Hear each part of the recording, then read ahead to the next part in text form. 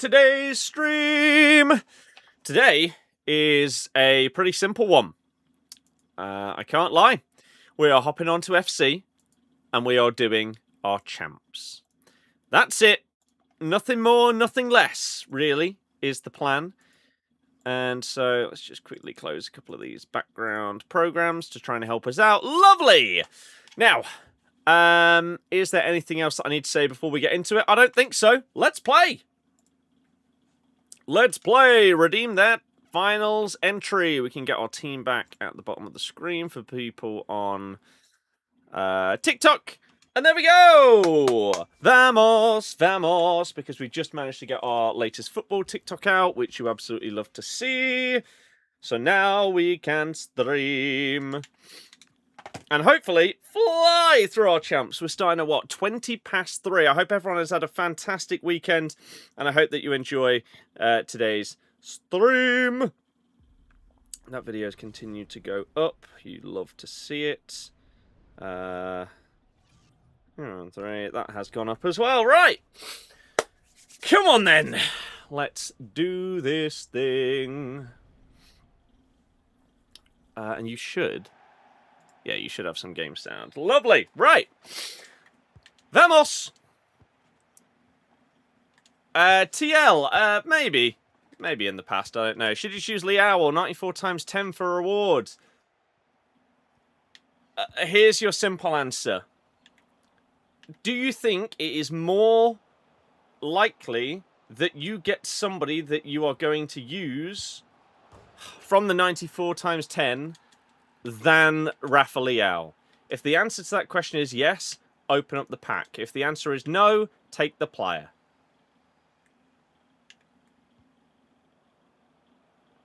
I think you probably already know the answer is the player. Otherwise, you would have just ripped the pack already.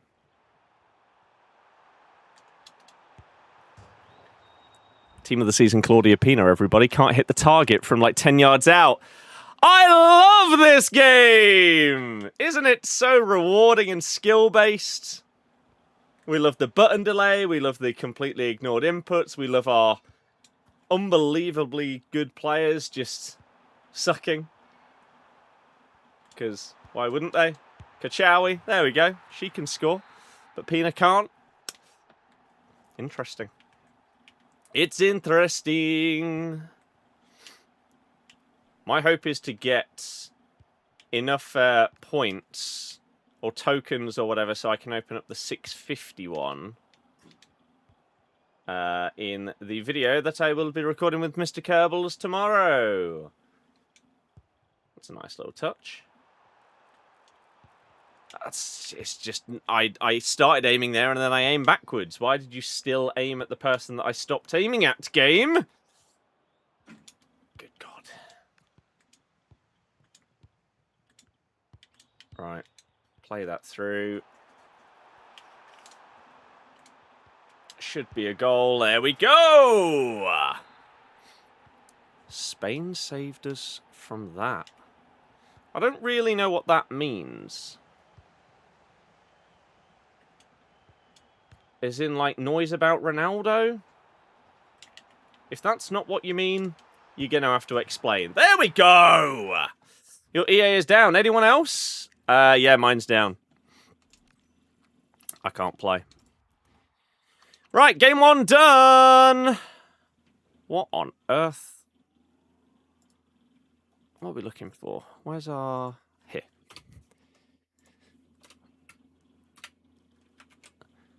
Now, we haven't had this text on the screen for a while. Is it going to come up with some other nonsense? Of course it is. Right. So, on... Oh, that's such...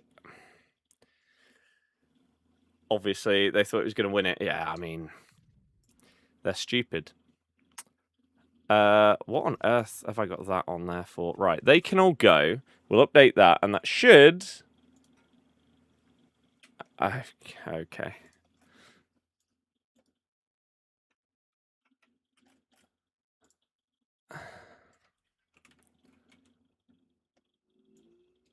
Right. So that gets them all back on the screen. That gets them back on the screen. Why does the text then disappear? All right, let's try this. It's gone. It's gone. How do I alleviate that problem?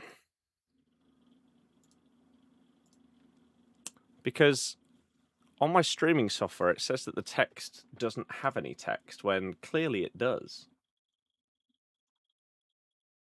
Hi, hey, hello, though. Welcome, everybody. Whether you are watching on TikTok, Twitch, or YouTube, I hope you're having a good day. William, thank you very much for the generosity. I appreciate it. This. Oh, God. It freezes things, apparently. What if I get rid of this text? Does that help? No. Okay, so my champs record has just decided that it doesn't want to work anymore. So, great. Read file. Yes, that one. So read it from the file, but it doesn't work. I'm doing good, thank you. I wish the technology would work properly, though. Obviously, it never does with me. Has always been a problem. So let's add a new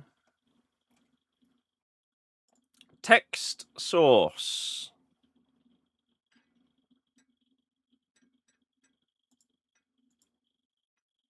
Add source. Ah, okay. That looks better. Potentially. We take the one there, and then on this side of things, why is it so hard to sit? Why are things just difficult? Why can't things just work nowadays?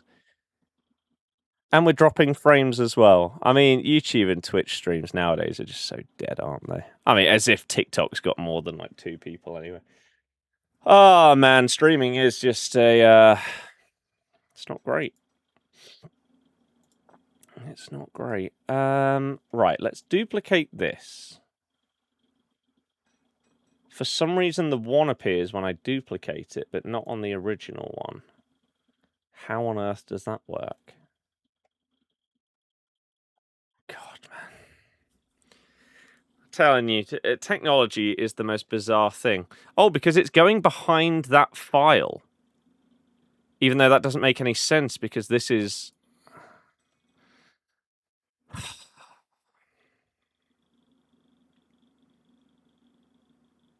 This is at the front.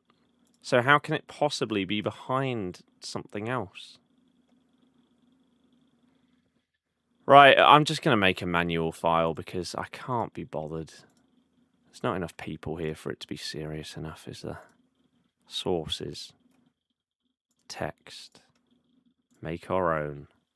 No, no, no! Text. Right. Dear God, this is painful. 1.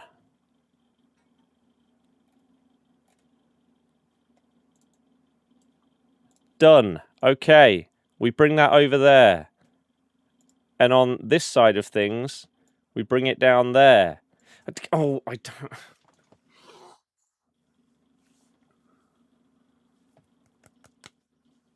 Oh my God, technology is the worst, isn't it? How are we dropping frames? How have we got so few? Why does no one care on YouTube anymore? Oh, I don't know what to do. How can something that is the top level of the source be behind other sources? That doesn't make any sense. What if we put it in there? Right, that makes no sense, but you know what? It works. It works. Right. So, we'll make that smaller.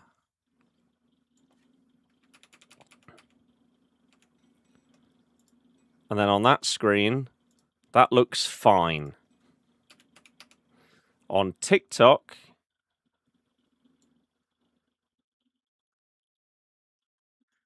This is going to do my head in. What does that look like? Right, that will do. That will do. And then what we'll do is we'll copy and we'll make another one. And we'll move that over here. Whew, how many coins for you to get me rank 2? I've never got rank 2, so... however many you're willing to spend to not get there.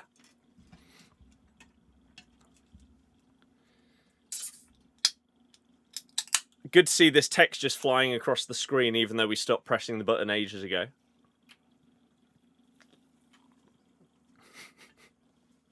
This is painful.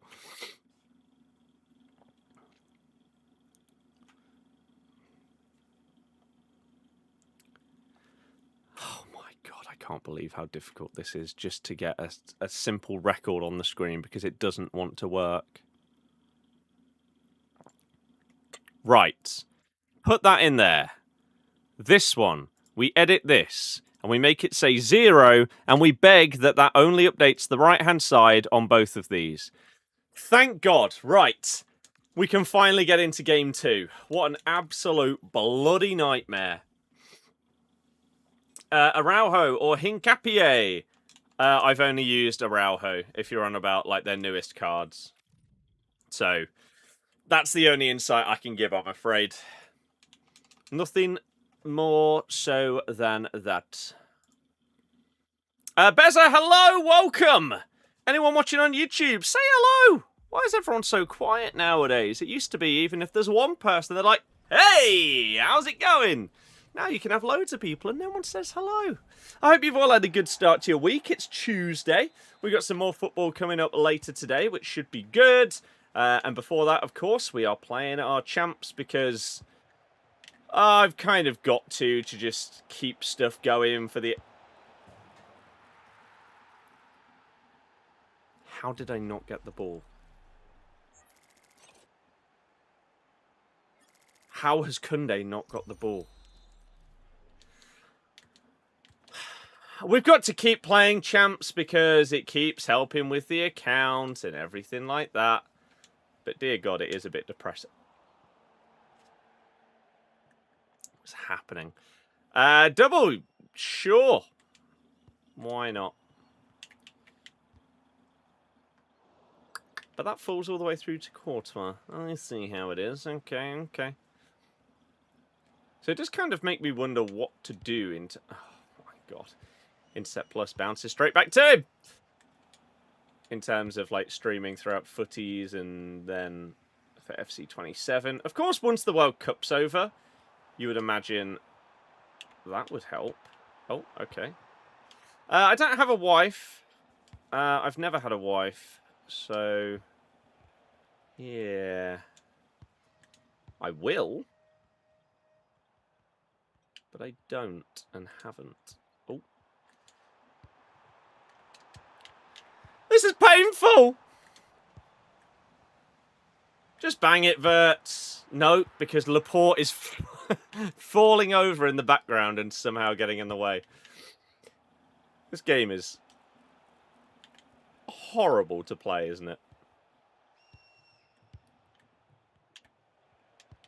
Oh.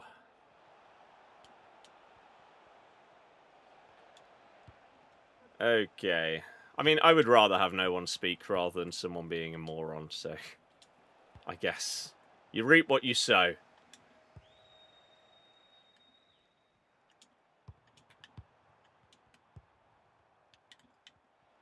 But hey-ho. Play that through ball. Lovely ball. He's offside. Of course. Miguel, thank you very much for following. I appreciate it.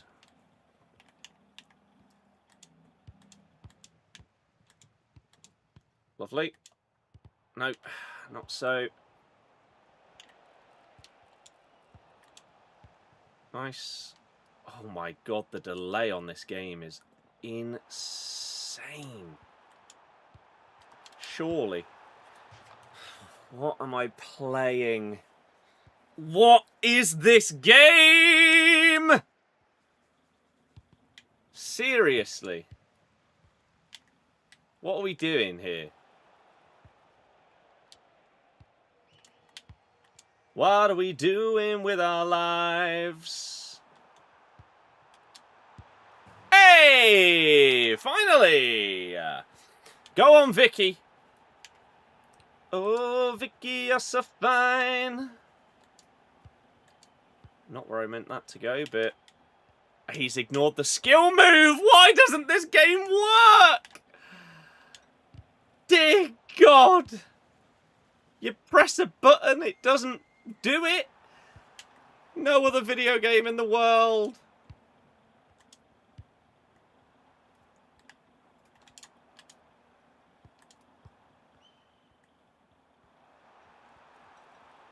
Oh, there's too many people to try and do a dribble like that. Not in this gameplay.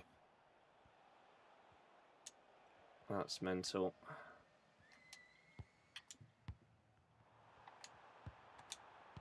Nice! There we go! It's absolutely top bins. You do love to see it.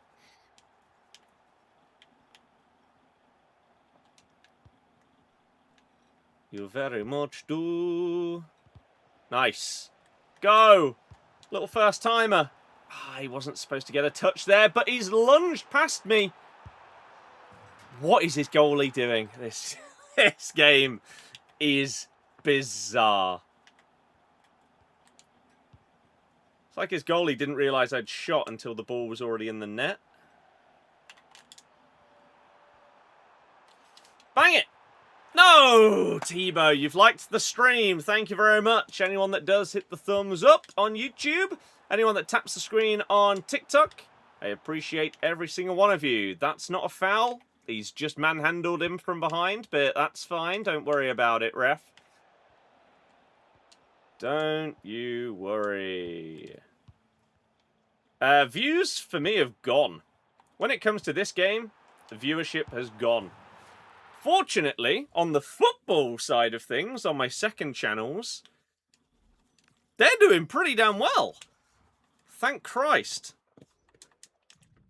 But this game, we get nobody watching anymore when it comes to streams.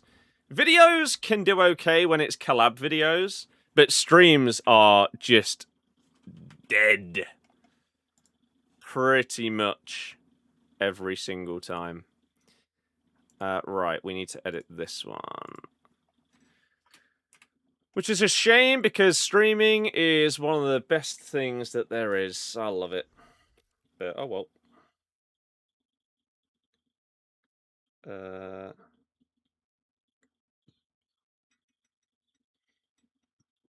Right.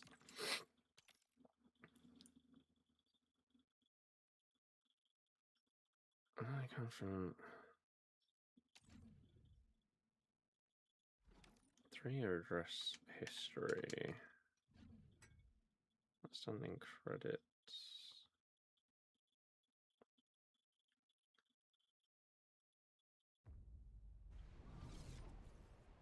New bank statements separately. Okay. Seems like it's an EA problem.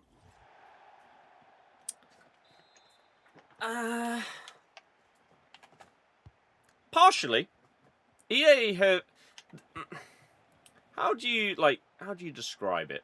Is it an EA problem that people don't care about watching their game? Yes and no.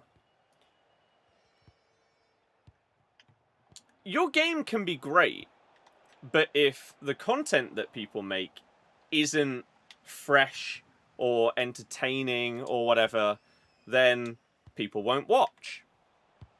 And even if, like, people find, like, me or my streams fun and entertaining, there's only so many times and so many game cycles of watching the same...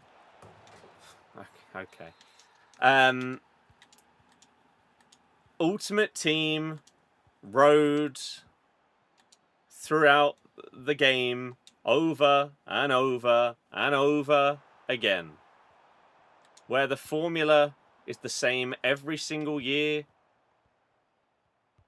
there's basically no change from game to game. Okay, the cards might be slightly different. There might be a slightly different game mode or mechanic. But in general, we start off with a lower rated team and we just build throughout the year, playing modes, earning rewards, and upgrading your team as it goes. It's the exact same concept without fail every single year. And as I say, there has to be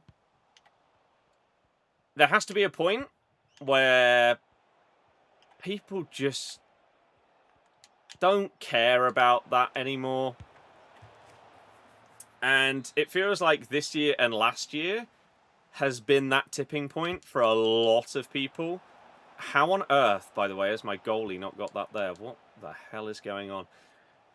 And it feels like the next game is a lot of people's cut-off for definitely playing / buying, but probably for watching as well. I can't believe how bad this gameplay is. Rafinha or Rashford? I've only used Rashford. Rafinha is way more expensive. It's probably because he's better. Ooh. I've pre-ordered GTA. Hasn't everyone?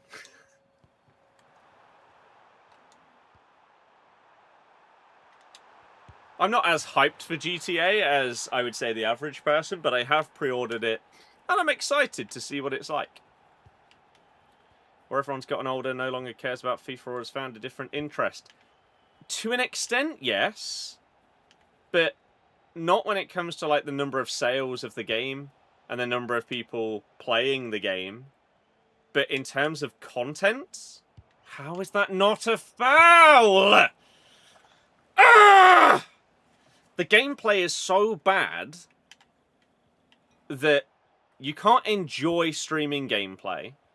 The repetitive nature of Ultimate Team means that, like, doing challenges and stuff with play, I mean, it's just the same over and over and over again. It just feels like Ultimate Team has reached that point of no return of, it just isn't really interesting. And the only people that would be interested are those that haven't played it for very long. Like maybe a couple of years.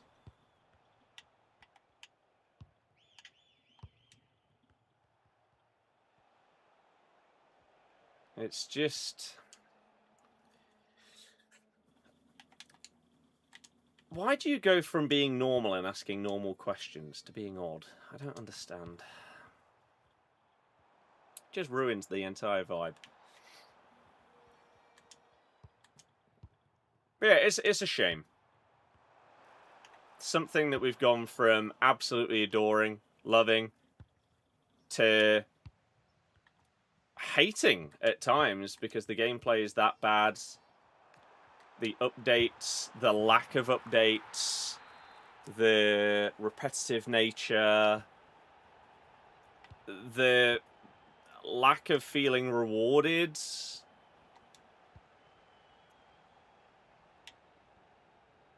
They have so many problems, and I don't even know where they start to try and fix them. This was supposed to be the year where they fixed some of them by listening to everyone and our problems, and therefore fixing said problems, but they did it for 2 months and then binned that idea off. And now we're looking to FC27 where we've got an open world mode as part of the game. Nobody asked for that. Nobody wanted that in order to fix or improve the game. But that's what we're getting.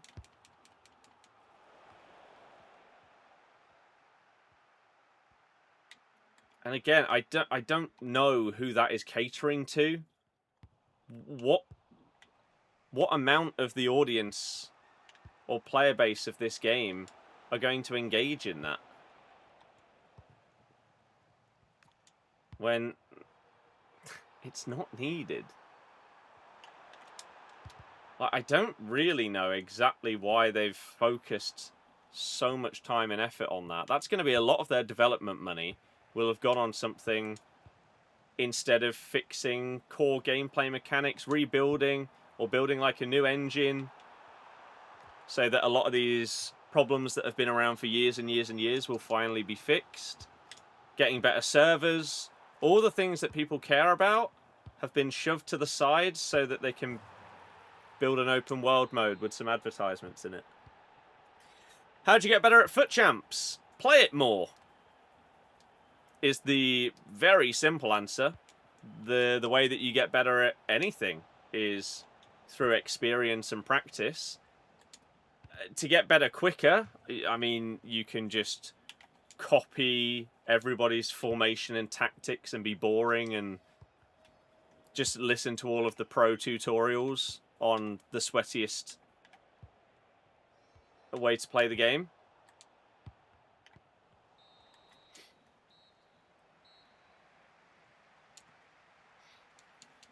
Or you can analyze things yourself. You can try and look back at your gameplay and see what you did well, see what you did badly, see what your opponents did well, what was effective against you, what wasn't effective against you, and go from there.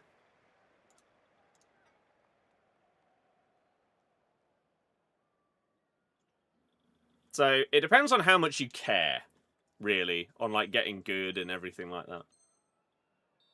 Do you get awards? You do get rewards for champs, but it's now in the form of tokens that you get to choose what you spend them on in a token store, rather than, oh, you got this amount of wins, you get these packs or picks or whatever. So let's say if I got 10 wins and I got like 500 tokens, there might be some players in the store that I can choose to purchase with those tokens, or I could go for some packs or some player picks. And you can sort of mold the rewards to what you want or need. I do think overall you do get less than what you would have got before, but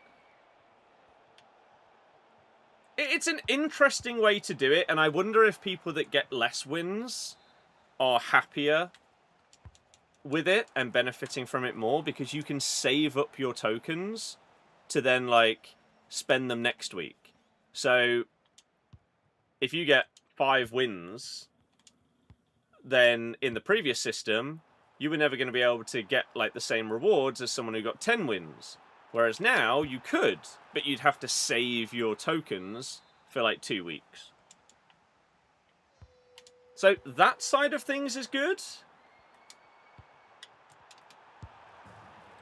The rewards themselves, got 8 wins and got Gyökeres. What from? Is Gyökeres a player in the store? Did you get him from a pack? I don't know who's currently in the store because I don't really have any interest in getting any players from my tokens each week. 2 of 94 plus. I mean, I don't even know who costs anything. Like, what is going on with this gameplay, man? I don't know whether that's a massive pull or not. Some of the cards are amazing, and yet they cost 50k.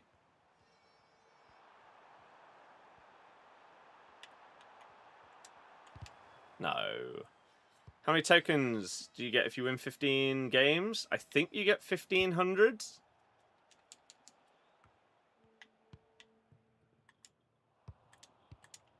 I think. But I'm not 100% on that. I think footies will bring you back a lot. I'm intrigued as to why. It's like 600k. That's not bad. Because I just don't see what they do during footies that makes the game interesting to people that have not found the game interesting. I don't get what it brings to the table in that regard. Is it just being able to sit on the menus and spam packs?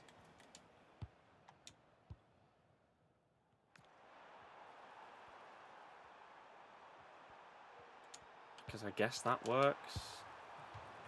This game is so bad! It's just so stupid. How does that miss? It's a joke. Absolute joke.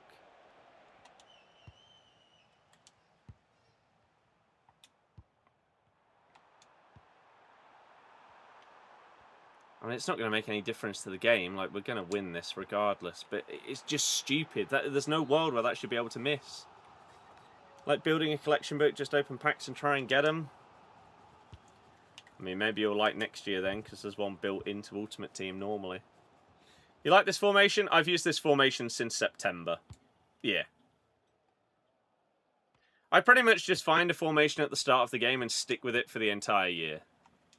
It's very, very rare that I'll change things up. Average weekend league is 11. I've hit 13 wins like 4 times this year, something like that. Whereas before this year, I hadn't hit 13 wins.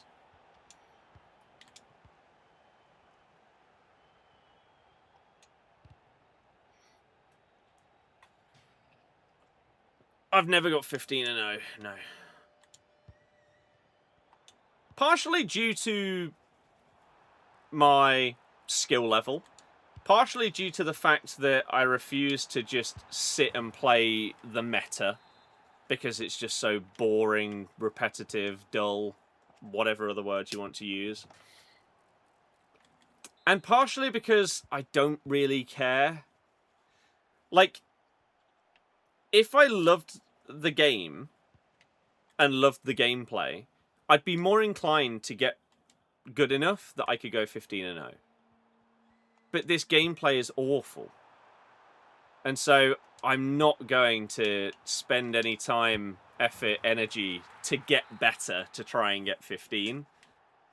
Whereas if I had been loving this game from day one until today, maybe there's a world where I would have tried to push myself.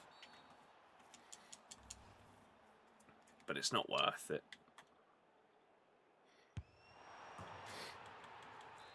Bit of a different formation. I mean, it is compared to the meta, yeah.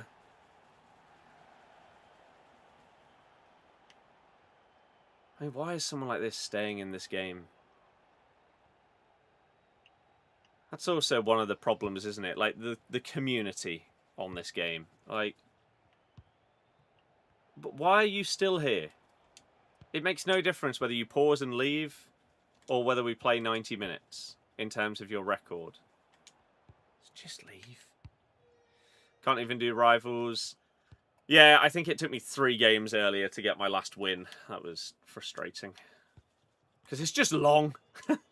I don't know why they've made it this year where you don't, like, auto-qualify again for champs. It's just annoying that it adds that extra process to get back in each week of having to play rivals. Sometimes they'll be kind and let you qualify or earn your points by doing live events. Those weeks are better.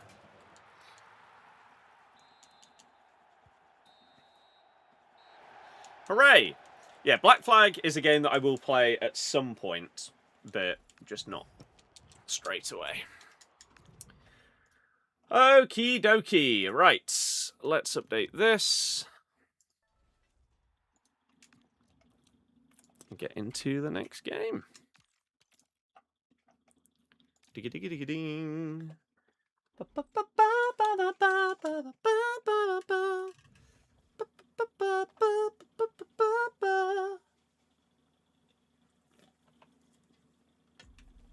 Have 2 positions to change. Do you spend big on one or spend half on 2 players? Depends on what those positions are. If one is a fullback and one's a striker, then you spend big on the striker. If one is a striker and one's a cam, yeah, you're probably going to want to split that in half. Right mid and right back. I mean, right mid is surely of higher importance. And the better players will cost you more in that position than they would at right back. So you therefore put more of your budget there.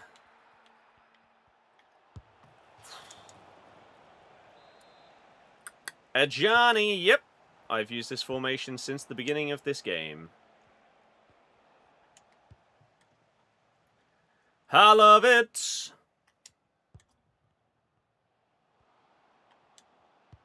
Oh, Intercept Plus is so stupid. Please get rid of it next year. So infuriating. A good centre mid under 2 mil is basically every centre mid in the game.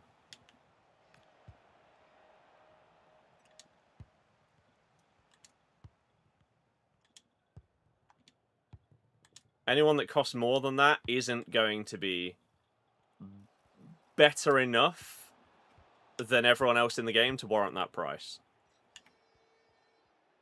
Not at this stage.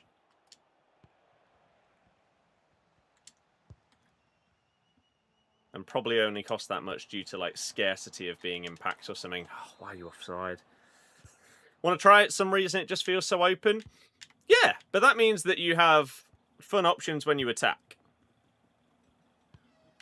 But a silky box-to-box centre mid, Kachawi.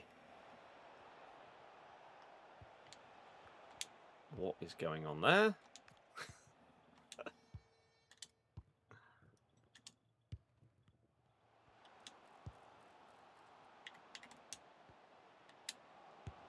Nice! So yeah, when you're attacking, you have nice fluid options. Verts has been great for me. Yeah. I've liked him a lot.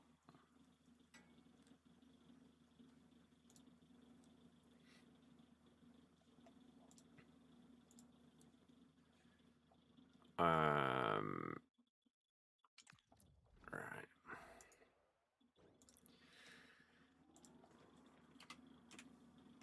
By the way, thank you for those of you on TikTok that are keeping the stream alive with the comments. I appreciate it. Get Cancelo and Elise. That'd be pretty good. Precision. I do not use precision shooting, no.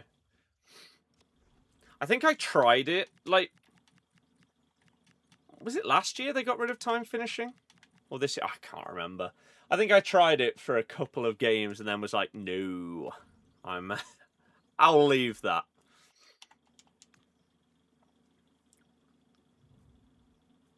Elwin, hello! Got Odegaard, Musiala, and you can put Neymar in Cam or Maradona. I need to get some form of Neymar Evo. I do need to do that. How am I, Ben? I'm doing good, thank you. How about yourself? I feel like, unless England get knocked out of the World Cup, then throughout the entirety of the World Cup, I'm going to be doing great.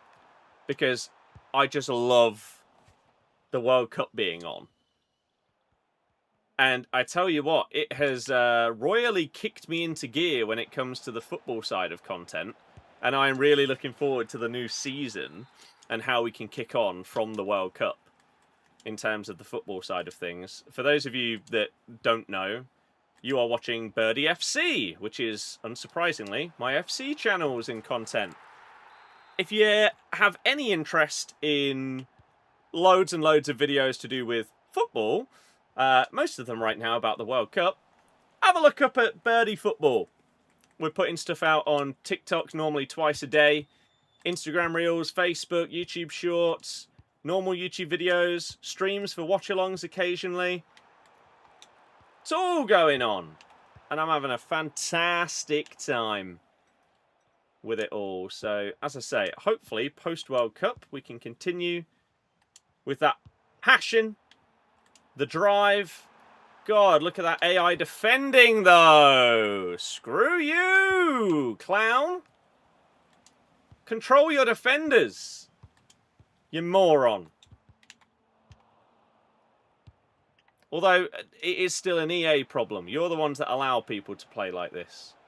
Change it for next year, please. Make people have to, like, manually press. How on earth did... Oh, that's painful.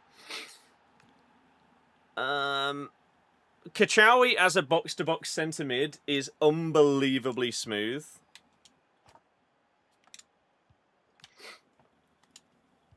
Oliver.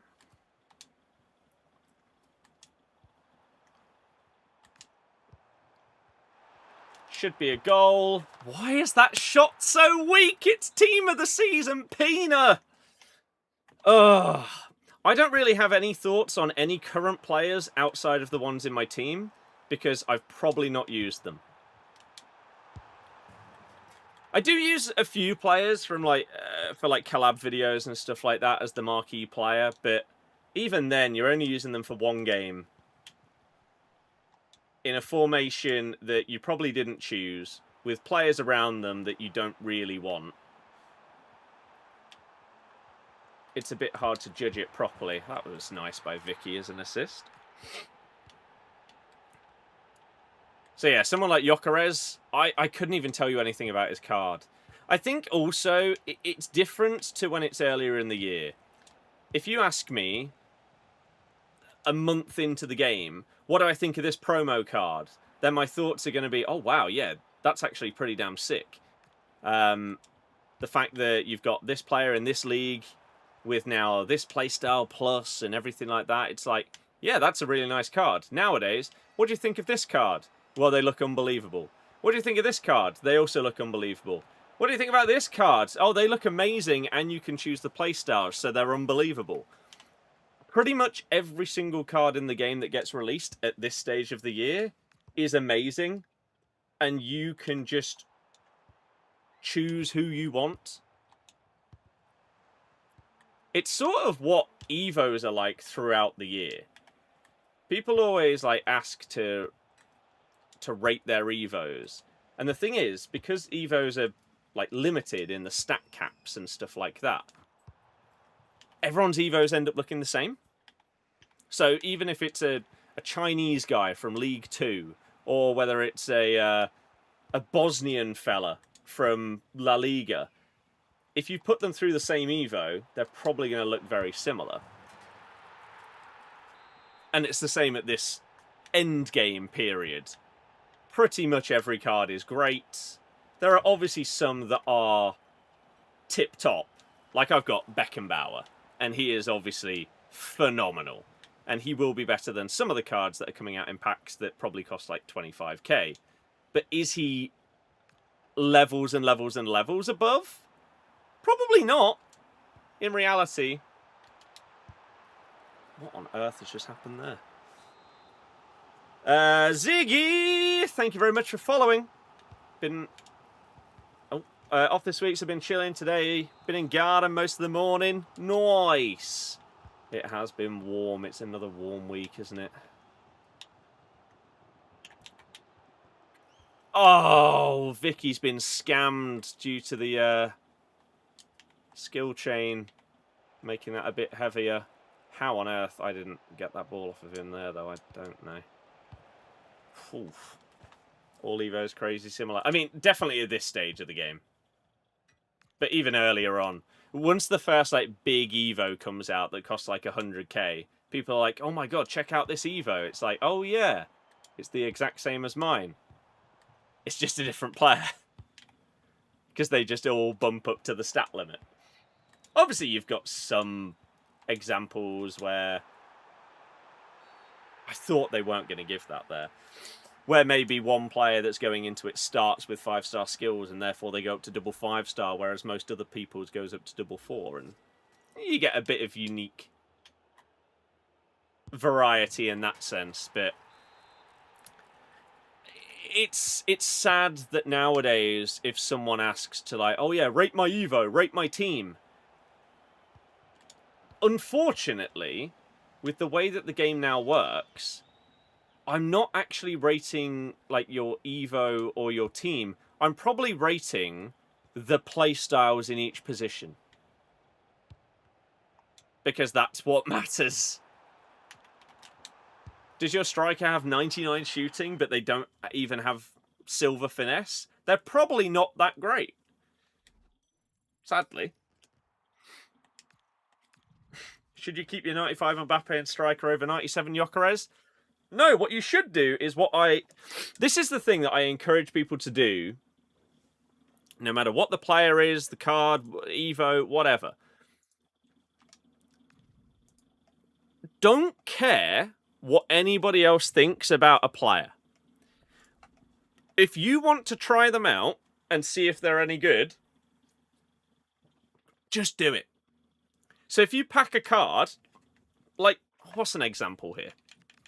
Who's someone that I've packed recently?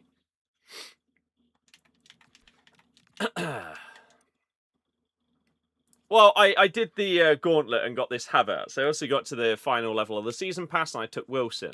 We've packed Munoz. We've probably packed some of these other guys down here. Right. And so, if I go into the gauntlet or something like that, why not try out Lukaku? He could absolutely bully people. He's probably not a card that most people would care about or use. He comes in at 75k. Is that his lowest price? Yeah, so he doesn't sell. He's got one of those buggy price ranges. So people won't care about him. They won't try him. But I'd be down to whack him into a gauntlet squad and give him a go, because that's the whole point of the game, is trying out different players, different cards, evos, squads, whatever. So I always encourage people, if you have these cards in your club, via packs or whatever, give them a go. And then you answer your own question, which is more important than my answer to your question. If you ask me who is better out of player A and player B, I have an opinion, but that opinion doesn't really matter, because I might play the game completely differently to you. And so therefore I might actually be giving you the wrong choice for what would be best for you. Like for me, if you give me the choice between 5-star skills and 5-star weak foot, I'm taking 5-star skills because it's more fun. Practically, 5-star weak foot is better. But I want the fun card. So that's my choice. And it feels like these games so far have been okay. We're up against our first meta rat of the day, who is just spamming offside trap, which has now become a thing, sadly. That's a decent finish from Hendrick. Shame that he couldn't do that for Brazil the other day when he went through on goal. That's such a bad miss.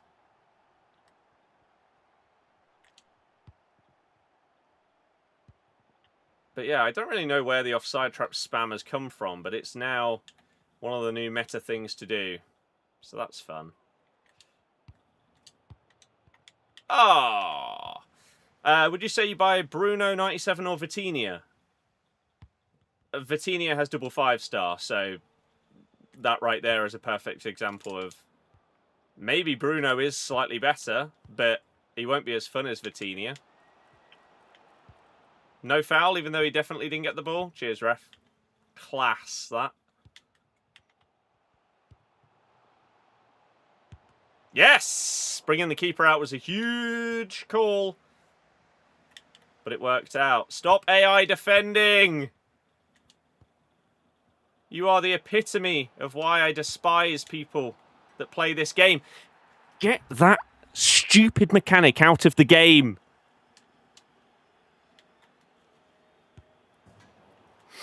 Well, at least they got a red card for it as well. Clown. But why does it exist? Why can you automatically foul someone just by pressing a button combination, even if it doesn't require anything? Ah! I'm intrigued what they do now, though. Who's getting sacrificed for that Mendy red? I'm assuming they've just moved someone to left back. Timber. Oh, so someone else has moved somewhere else. Dumfries came on for R9. Wow. Okay.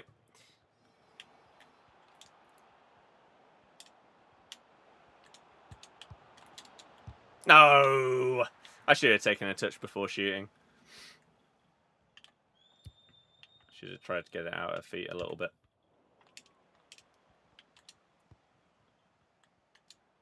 Lovely offside trap there. Once again, just spam away and then hold that RB button down. Second man press every single time you don't have the ball.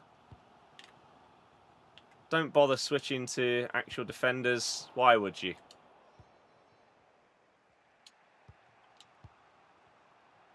Look at this. They're defending with Mbappe whilst they just second man press. That's what this game has come to. Then they spam an offside trap, and it's actually cost you a goal. So, well done.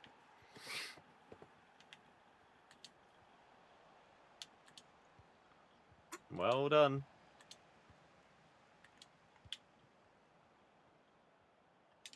I wonder if that'll just make them more hesitant to do their offsides, as it did cost them a goal. So obvious. That's dreadful.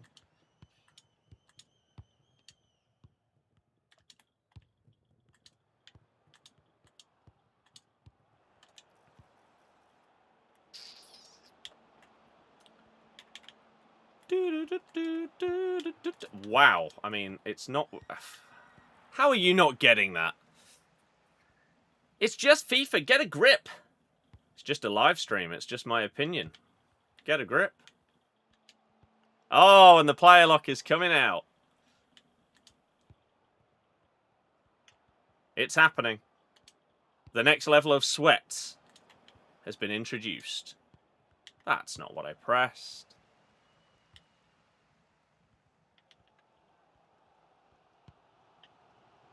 Please play that. Thank you. Too predictable.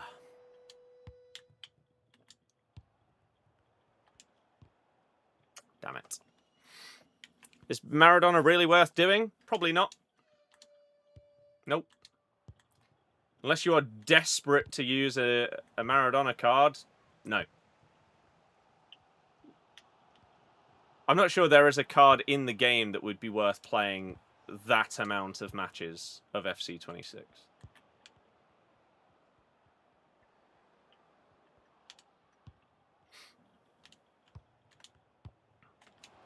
Oh, I should have done it to the other player. I thought they were going to offside trap. I thought I was going to catch them out, like for the second goal. It needed to go to the other player. Or I needed to move it a little bit faster. God, every single meta sweaty tactic is coming out from this person here. The epitome of foot champs is our opponent right here. Oh. That's how you manually defend, sir.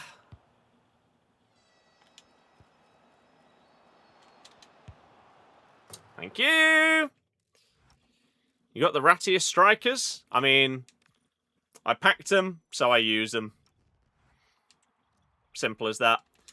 I've mixed around my right striker, I think, like 5 times in the last few sets of champs. We've gone from... I didn't actually remember putting Vicky back in, to be honest. We were using Jamie for the longest time. We had Rafael in for nearly 500 games. Silko Thomas we've been using a lot. I thought he was the one that was actually still in the team, but apparently not. And then we also had Messi in for a good amount of time as well. I wonder if I changed my team slightly for an objective or something and she's stuck. I don't know. We got a rotation of players that we go between. And that's where it currently sits. Vicky is very good. Yeah. Any of those are good.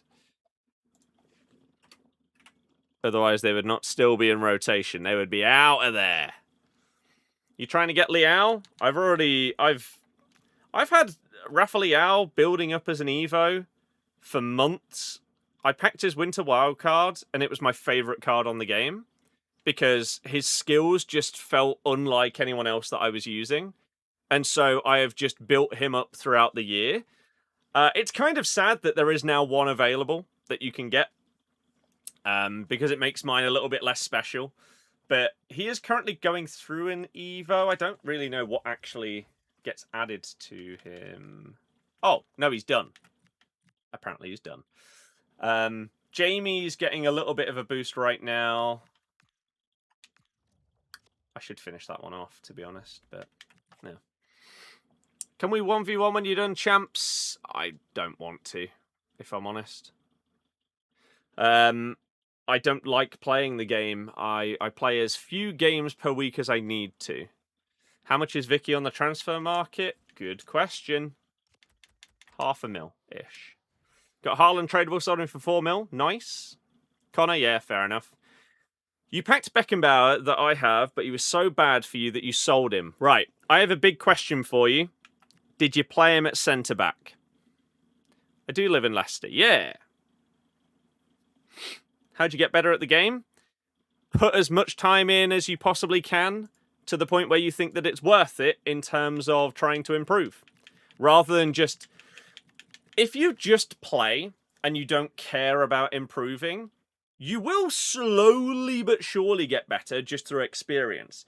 But you do need to focus on trying to improve in order to make that happen. So, like, if you just play champs for a full year, if you start off as a 5-win player, by the end of that year, you might have moved up to 7 or 6 wins. Whereas, if you watch, like, tips and tricks videos, you try and analyze what's going on in your games and your opponents and everything like that, you might be able to jump up higher than that.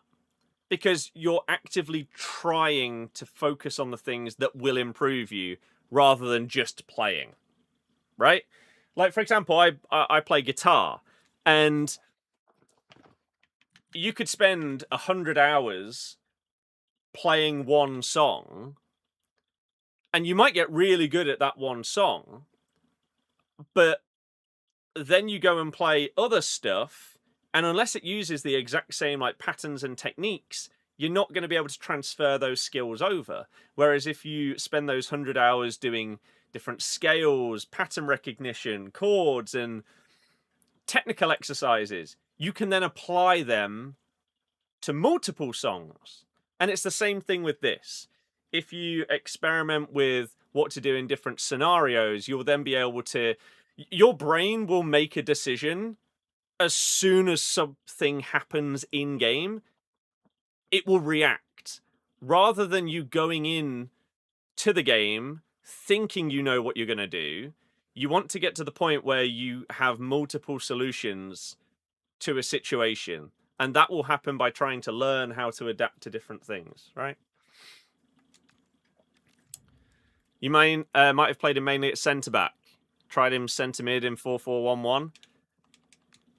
That doesn't surprise me, then, because that Beckenbauer is by far the best out of his 3 positions at CDM. Fortunately, he fits my team perfectly. Think you're not good enough for 900? Yeah. It's just how it goes. Yeah, I think he is built perfectly for CDM. I have used him at centre-back in a couple of videos, and he's good, but he doesn't feel as unbelievable as he does at CDM. And I just think he's built as a DM. He's not built as like a well-rounded centre-mid. So in like a 4-4-1-1, I think, yeah, maybe you'd be lacking in some of the forward-thinking stuff because he's got the more defensive focus. Farzy and anybody and everyone else that is following, whether you're on TikTok, Twitch, or YouTube, I appreciate you. I mean, I pressed pass. Why didn't you do it, game?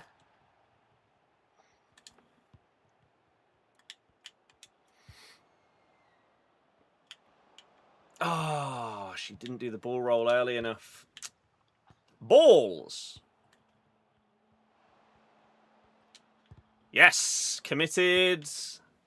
And it worked. What is this itch? What about 4-1-4-1? I use this formation and pretty much this formation only. If I have to use a different formation, then I will normally switch to 4-1-2-1-2 wide. I can't believe they actually give that as a foul.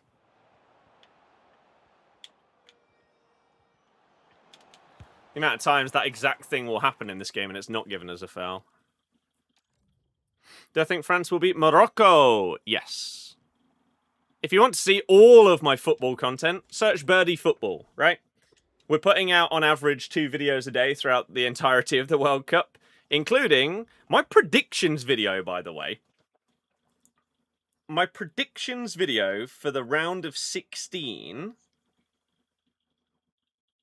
is currently on 570,000 views. I have absolutely no idea why it has just blown up, but I'll take it. So if you want to see all of my other content, we've been doing a lot of videos throughout the World Cup have been like, here's things that you missed yesterday, especially because there's overnight games and stuff like that. But if there's fun videos that have come out, for example, if you haven't seen the Tuchel and John Stones video, you should go and check it out. It's just fun, little banter in the changing room. And stuff like that. We've been trying to highlight that. A lot of fan-based videos, like the Viking Row and stuff like that throughout this tournament has been really, really good. And then we've also been doing predictions, reactions, and stuff like that. So if you aren't following those accounts, just search for Birdie Football on basically any platform, and you should find me. And we are basically trying to push and grow the football channels as much as possible, which throughout the World Cup has been going really, really well. So I appreciate any of you that even just like or comment on those videos. You make a big difference because it pushes it out to more and more people every single time people do it. So thank you. Argentina to go through. Opinions on lengthy. I hate that kind of thing is back in the game. I would say. Sultan, thank you for following. You find it crazy that if you come up against a 4-5-1 or 4-4-1-1, you know exactly how they're going to play.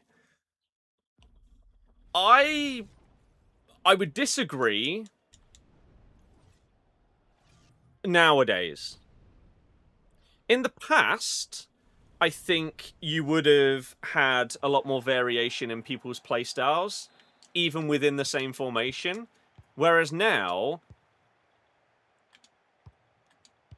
it's completely expected.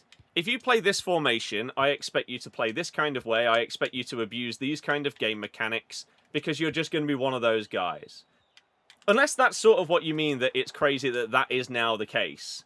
There isn't that variation. I think that's just more sad. Like, look. You're just holding on to your DM here. You're not switching away from whoever that is. Iniesta. You could have switched to your defenders, but that's not the way the game works. Why would they? If they can get away with just holding on to Iniesta the entire game, then they will. And then they go up and they have one shot and they score. Of course. Do I think there's any chance Norway beats England? How bad England has played? I don't think we've played bad. Does that mean that I don't think there's a chance Norway can win? No. They have Haaland, who's up there with the best players in the world. So they automatically have a chance to win because he is unbelievable. And if Haaland gets one whiff of goal and they defend like their lives depend on it, that could be enough.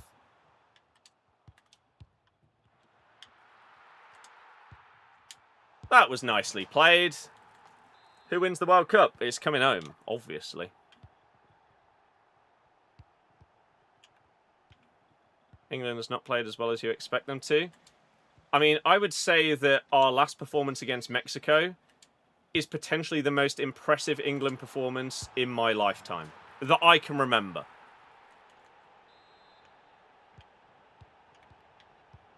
I can't remember another game where we have been so cohesive as a team, as a unit, defensively, everybody fighting for the badge. And just put it, like, running themselves into the ground. The effort levels, just unbelievable. And Tuchel basically said, when he came in, the games at the start of the tournament, they might be tricky. Because the way that he builds, his style, his squad, and everything like that is built more so for the later games to do well against the teams that are willing to play against you rather than just sit back the entire time. So I don't think anybody that knew that he had talked about that kind of thing was surprised that when we come up against the likes of Ghana, who pretty much just have not much interest in actually going forward at all and will happily just sit back the entire game, that was always going to be difficult. But it's going to be difficult for most teams. Like Spain sort of struggled with that against Cape Verde, didn't they? Oh, look, the spamming of the offside trap. And look how long they just hold on to a midfielder instead of switching to a defender. And then that. Best type of gameplay in your opinion? The best type of gameplay is the first week of a new game when people don't know the meta, so you don't get people just sitting like, look, they never select the defenders until the game forces them to. They just sit with midfielders. So the first week of the game when people didn't realize that that was a thing, amazing.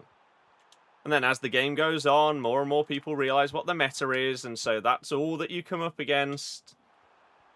And it's awful.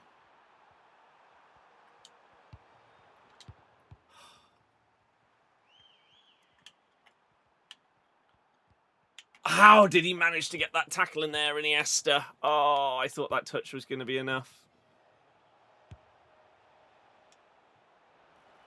Yes, Koundé! That was an absolutely ridiculous decision for me to sprint my keeper out there, but it worked. It actually worked.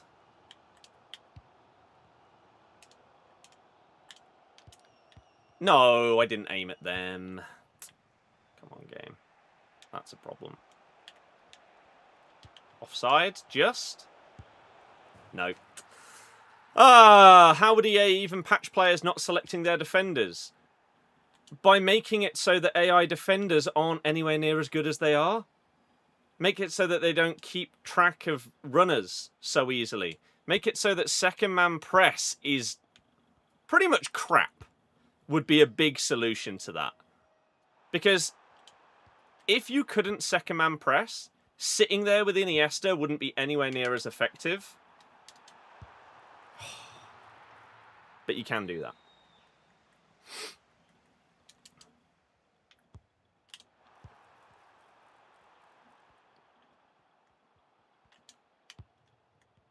Why have you run offside? You absolute moron. This is horrible. There you go.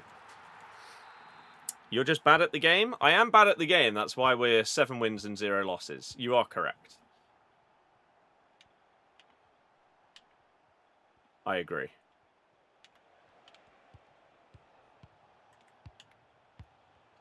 Nice.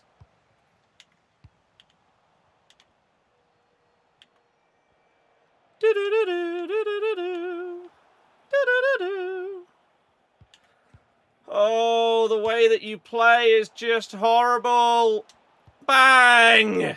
Get manually defended, you clown.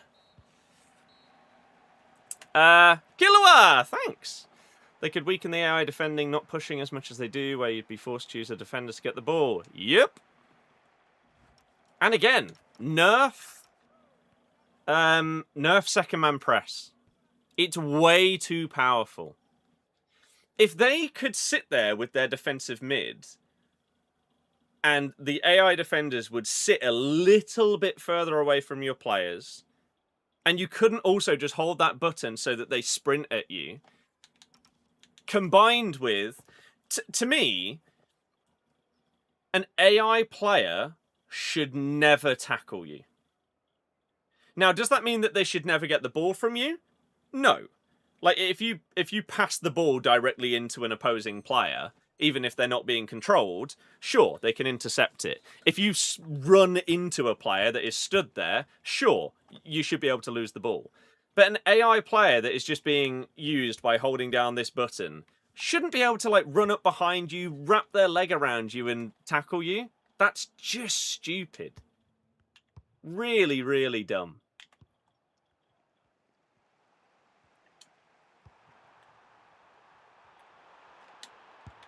Sit them down, Vicky. Gillower, thank you for following. I think it would be awesome if base cards in FC27 had no playstyles or playstyle plus. Yeah, I don't think that matters because of how quickly they could add playstyles. Playstyles themselves need to go. They need to be out of the game. They're way too overpowered. I'm not getting 15-0. I'm not...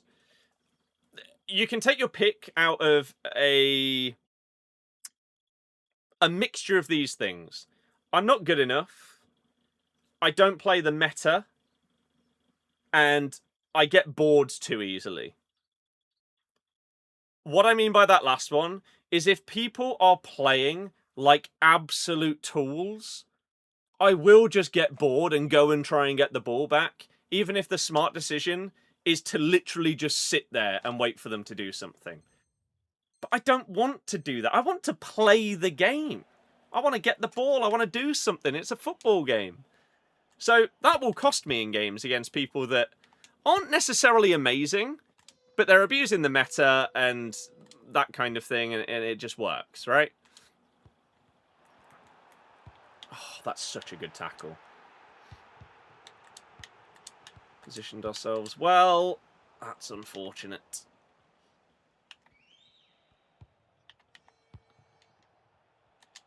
Oh, I've read you absolutely perfectly. See, those are the kind of tackles that the AI can't do. The AI isn't going to predict. Like, I've just scored there because I made a bold call with Nesta that they were going to turn the way that they did. I'm not sure if in the highlighted thing that it will go back far enough here. Oh, it will. So this is why I don't understand why more people don't just try and get better at manually defending. I know that you can get rewarded from the AI doing it, right? Right. But here, right, in this position, the standard expectation is they are going to turn and run through on goal. But instead, we predict, no, they're going to go back this way and they're going to play it to this guy. They could have run through, they could have passed it up, they could have passed it down. In this instance, I predicted it perfectly that they would go that way. And so I win the ball back there. And then we go on and score. And so you do see... Those are probably some of the most satisfying... Like, this game, I feel like everyone would agree, right? This game doesn't feel satisfying to play. The vast majority of the time. Sometimes when you score a nice goal, like a really nice passing move or maybe multiple skill moves, it can be like, that goal was pretty sick. But a lot of the time, because of how the gameplay works, it isn't satisfying. Reading someone perfectly with a manual tackle is up there. Especially when you're playing against a little meta weasel rat like them. Satisfying. You always lose against 4-2 and 2, but whenever you try and use it, it doesn't feel as OP. How do you play? I don't really know exactly how I would describe how I would play. I'll try and give you a few things, and then all I can properly say is just try and watch and see things that maybe I'm just used to because it's how I play the game and always have done, but maybe it's not normal. What I would say when using this formation, you see I love skill moves and I love little intricate passes and dribbles. That's how I play. It's how I have played this game series for at least 15 years, right? FIFA 11 was the year where I started doing loads of skill moves and stuff like that. And ever since then, that's been my playstyle. So that's why you'll see me use someone like Kachawi in my midfield. you're not seeing other people use this card because she's not huge, she's not bulky, she's not lengthy. She won't have the perfect playstyles, but for me, she's great. She's got Tiki Taka Plus, which means I can do little intricate passes. She's got double 5-star. She's got Technical Plus. So I can use her in that way. You will see a lot of... I think one thing I can definitely say, if you are using this formation, one of the most effective things that you can do, let's say you have the ball with Verts, and you are aiming towards Pina. Press your left bumper, get her on a run, then pass the ball to Vicky, and then play it to Pina. I think this formation works really, really well with like a third player running, if that makes sense. So you have like a little triangle of passes that you're trying to do. Or you could do a first pass backwards with Pina whilst pressing LB, so that she then automatically goes on her run. You pass it back to Verts, then the next pass goes to Vicky, then the third pass goes back to Claudia Pina, and she's away. I think that's something that you'll probably notice if you look out for my playing patterns. That happens quite a bit. Outside of that, passing and dribbling is what I enjoy. What do you think of Goretzka's card? Absolutely no idea. If it's not in my team, I probably don't know too much about it at this stage of the game. They're releasing so many cards. I don't know. It's a Goretzka card coming out in July. I imagine he's got 90 plus in every stat. He's probably pretty good. But I don't know. AI defending has helped to kill the game, yeah. Meta doesn't always win. It doesn't, but if you are coming up against someone that is like the exact same skill level as you, and you are trying to play in a fun way, and they are playing absolute rat, basement dweller meta, there's a good chance they win. Did you get the Domino's Pizza football kit? Didn't know it was a thing. No. Every game just feels like it's squad battles. It can do at times, yeah. It can do. By the way, thank you to Super, to Task, and Joel for subbing and following on Twitch and YouTube. And thank you anyone and everyone that has followed on TikTok. Oh, that was nearly a perfect example. Did you see what I did? Trigger the Pina run, try and play it into Vicky, and then play it into Pina. That was nearly exactly what I described. Oh. I do also commit players defensively because none of this AI defending BS. We get in there manually.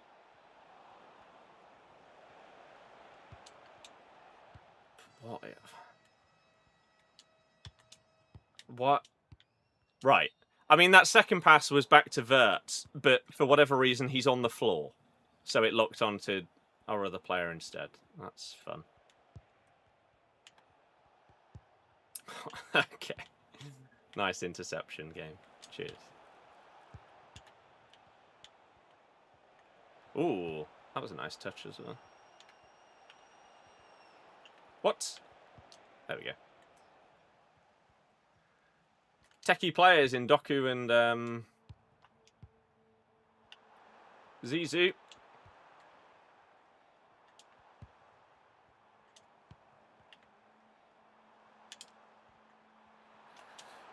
Beckenbauer! What div am I? I don't play Div Rivals. I hate it. I think it's the least enjoyable game mode in the game. The only time I touch Div Rivals is to get quali points. So I'm somewhere around Div 3 or Div 4 because it means that I have to play like 2 or 3 games of Div Rivals if need be. But you'll basically never see me get rewards from Rivals. I don't play it enough. It's horrible.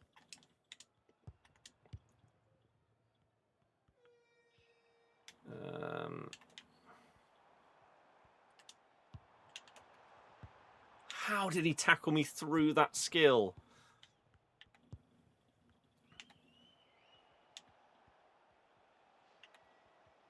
I think we blocked off that pass quite well there.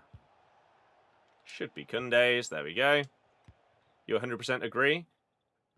What with Jim? That beating someone that's sweaty is satisfying? Or manually defending, like, a great tackle? Oh, that was poor. Please be offside. Wow, the positioning of my players seem to be all over the place there, sadly.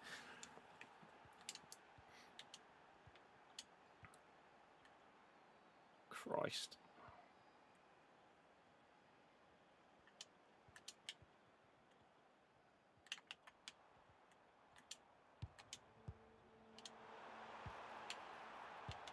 Sorry, Beckenbauer? What are you doing there? Are we going to get the new Gavi card? I don't even know what it is. Where it is. So I have no idea.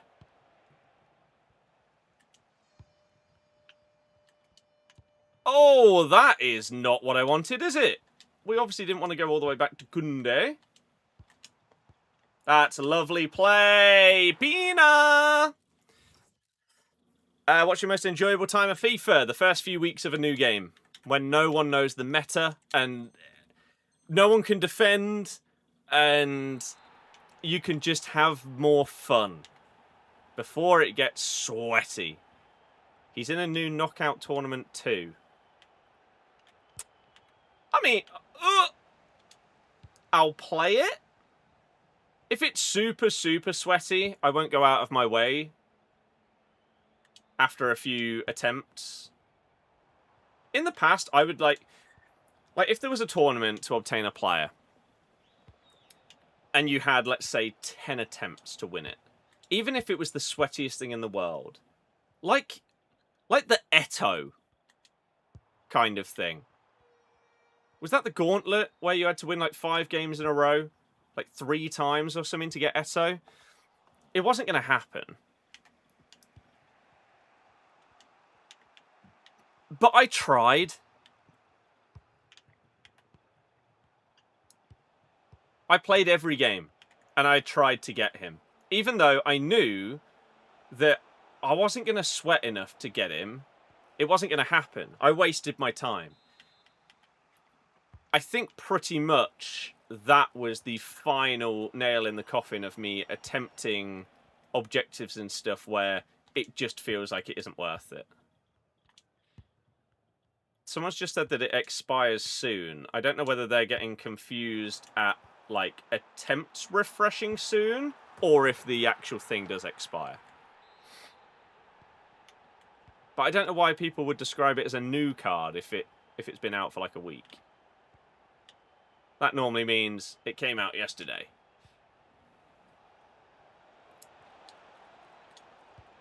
Nice.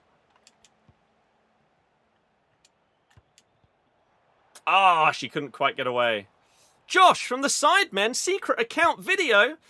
2 things. 1, we don't look similar in any way whatsoever, other than we both are white people with a beard.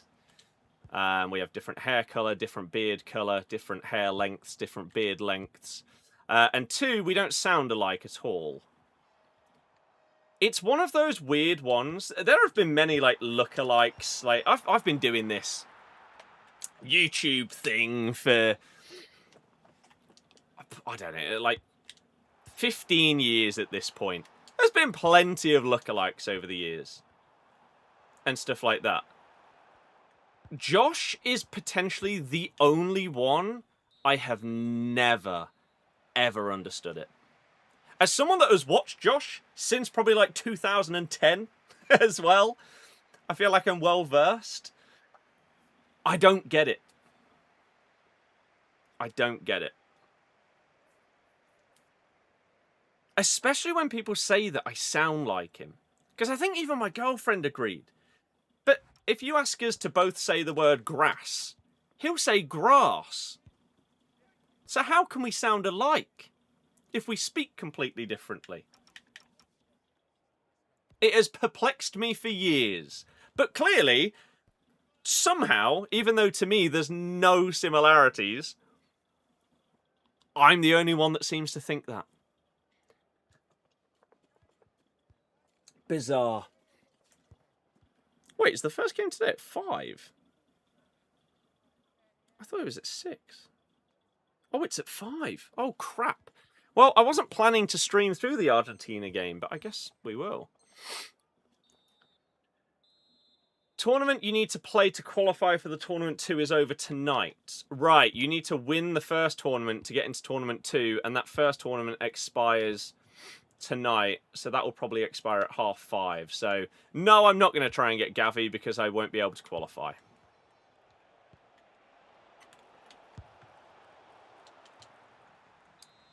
So, yeah. There's the answer to that question. It's not going to be possible. Alex, it's offensive that you would even ask the question in this day and age. Here we go. No, the AI defender goes huge. What is she doing? Game. Alex, yeah. A guy called Alex who's asked a question.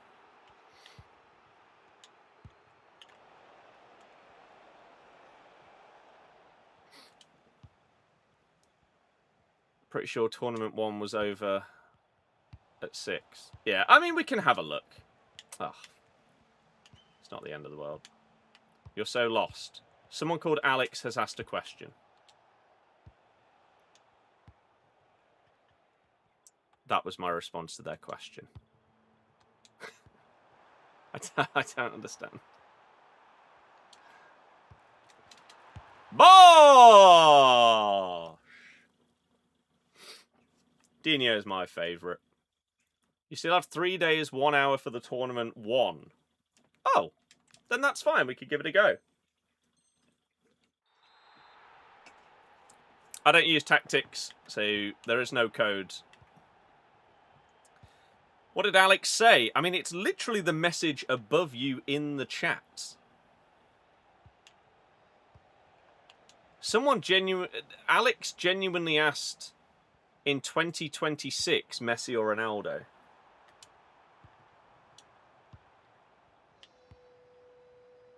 What are you thinking about Gauntlet? Gauntlet expires on Mondays, 6 PM.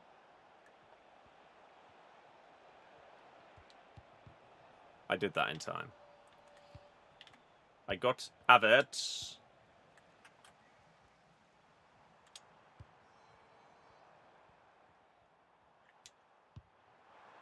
I mean, it was for Verts. Oh, that's such a bad cross.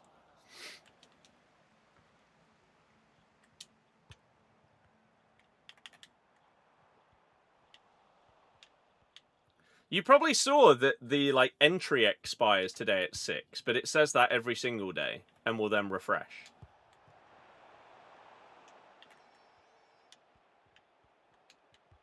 Wow.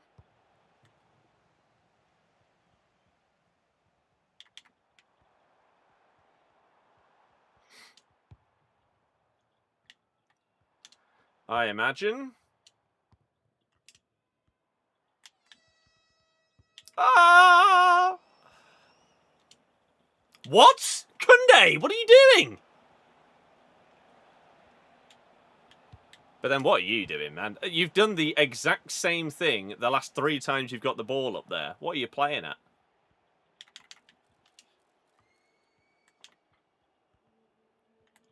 Ping!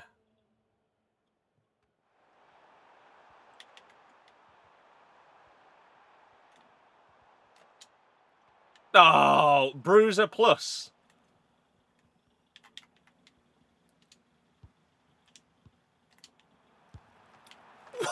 Florian!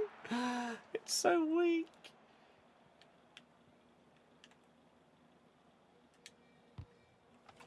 How have you got away with that? 8-0, is this your best ever run? No. I think I've been 12-0 before and then finished 12-3. But it's not bad. It's not bad at all. Is your right back lengthy? Absolutely no idea. I don't care about that. I know that it's the meta, but I just don't care. can have a look. No. Did you think you were going to get 15? No. Because that's just not how the matchmaking works, sadly. In other games, you could have like a lucky run, or a run where you were playing well, and you would actually then end up with more runs. On this game, the matchmaking will then just batter you back down to where you belong. Toby, Haaland, of course. How am I? I'm good, thank you. Gotta say you love watching the content when you guest other stuff with other YouTubers. Well, you will be happy then to hear that tomorrow I'm recording Pack Roulette. Oh, that was nice.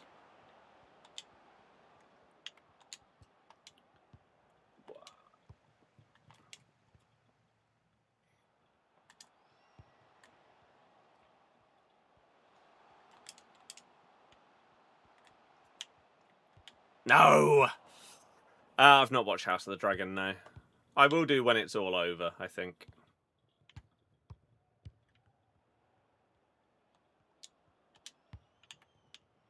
Oh, I switched to the wrong player there. Well, the game did, but there's nothing I can do about that, sadly. Why does Nico Williams feel slow at 99 pace? No idea. Men need to be over 6'1", you think, to be lengthy? Yeah, as I say,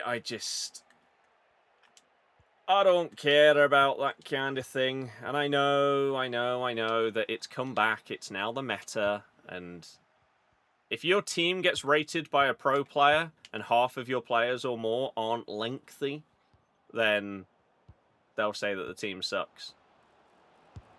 Holy crap. I find it hilarious how every player you come up against, if you don't run at them with the ball and you build up the amount of messages you get off all of them, are negative. I mean, gone are the days, pretty much, nearly completely, of people messaging you in a positive way after a game. Like, back in the 360 days, if you smashed someone on, like, COD or FIFA, there was a good chance that you would get a message of someone saying, like, fair play, you were sick.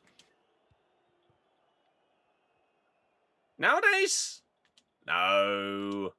Slagged off or nothing.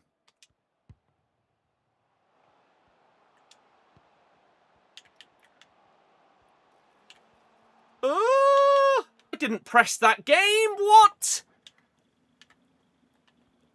He's offside. You know how you get 12? Do you not think if you went the most meta way possible, you could get more wins? Yes, but I don't care about doing that because it would not be enjoyable in the slightest. I don't care enough about, like, winning or rewards to make my playing of the game significantly less enjoyable for myself. Oh, I mean, I wanted that to go up.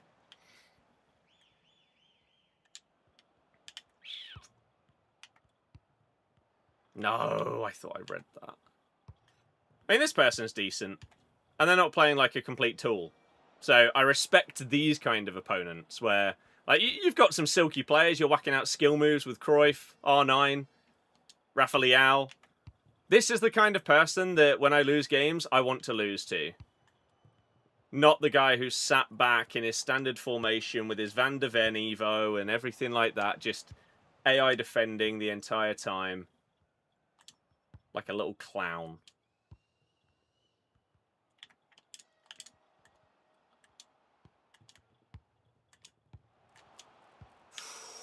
Damn. Yeah, I need to get the Argentina game on. Oh, that intercept plus.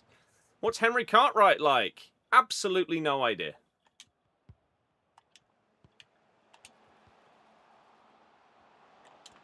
The only thing I know about him is that he's left. Not watched in ages, as you don't play FC anymore. Been out for England games. Yes, I watched the latest one at home with my dad. But I will be going out for the one on Saturday. So that will be good. But Bailey, I hope you're doing well. Just come back to FC 26 since last playing FIFA 21. Have no clue about any of these playstyle plus role or lengthy stuff. How do you keep up? I mean, you keep up by playing the game each year. Is the answer. Otherwise, it's not really keeping up. It's catching up with what has changed in the last 5 years. Most of it is pretty simple. And most times, they only add one new thing each year. But when you're coming into all of it at once, that's a bit different.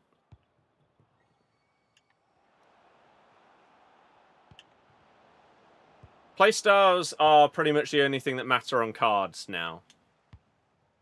That's your pretty simple explanation of them. Roles might as well not exist. Because after like the first month of the game, everyone's got a role ++ in every single one, so... and then lengthy and stuff like that is just another thing that people can use to abuse the meta. Sadly, that's what most new things end up being, is different mechanics that end up getting abused in some way or another. How have I tackled you and not got the ball there? How does he still have it? Christ!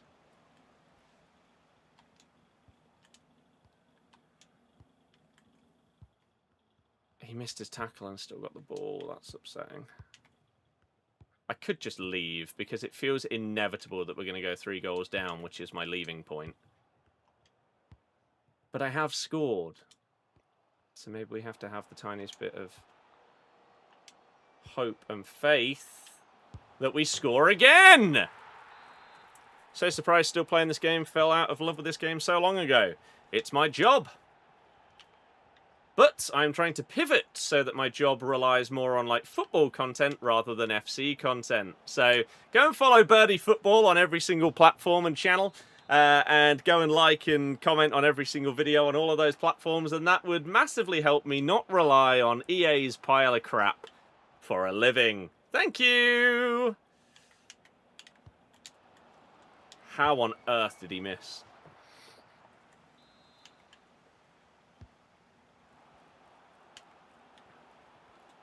Oh. How about GTA? Will I be doing that? Yeah, I need to figure out what I'm going to do. Like, whether I stream that on this, like, these accounts, or on what will be my other games channel. We'll see.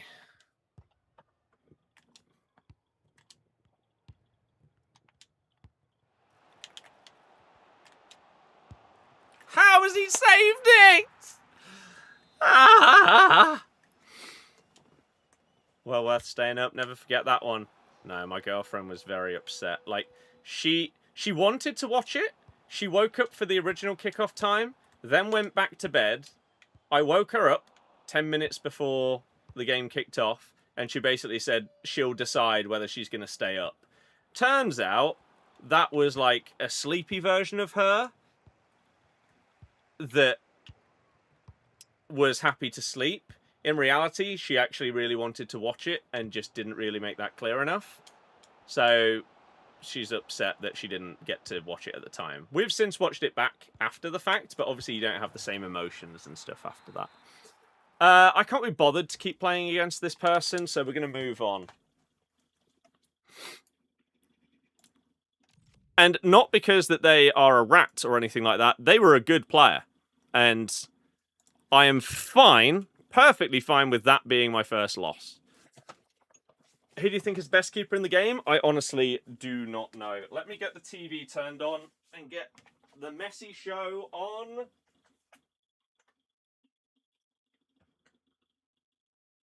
Oh,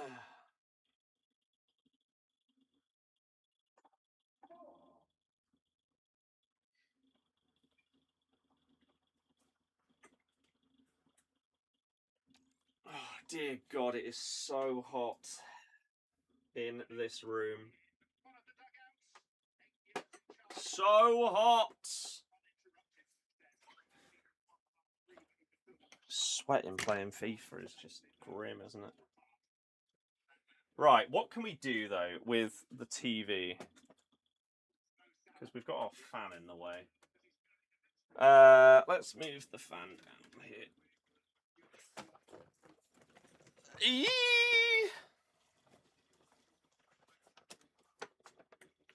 Right. If we move these bits, then the fan could slot over there. And I could even turn it on, to be honest.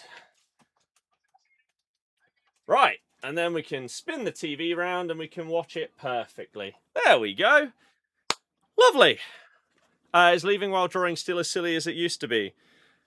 If someone leaves against you and the game is a draw, after 10 minutes, you get the win. But that can only happen a maximum of 5 times a day, I think. Can I show tactics? I don't use them because they're for little meta rats. And I will not be a part of that kind of thing. What's been happening with watch-alongs? I have just been doing other content instead.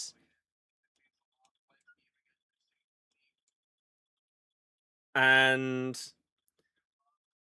obviously, like, the main thing is with this World Cup, the timings mean that so many of the games are on late, so that then you're potentially like keeping people up by being noisy and stuff like that. And so instead, we just end up watching the games and doing videos on them after the fact, rather than watch-alongs. You know what? I am going to turn this on because it will help a little bit, won't it?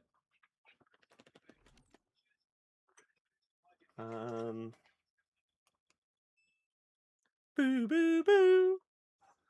Oh. Oh, that's lovely. And you shouldn't be able to hear that on the mic, right? What if I turn it all the way up? Does that come through on the mic? I assume it does. Oh, that'll do, pig. That will do. That is bliss, considering how sweaty it's getting. Oh, what a purchase this fan was. It's been a game changer, especially at night. We have it set up so that it, like, just about reaches over the top of the TV and comes down, like, onto the bed. Oh. Unbelievable, Jeff.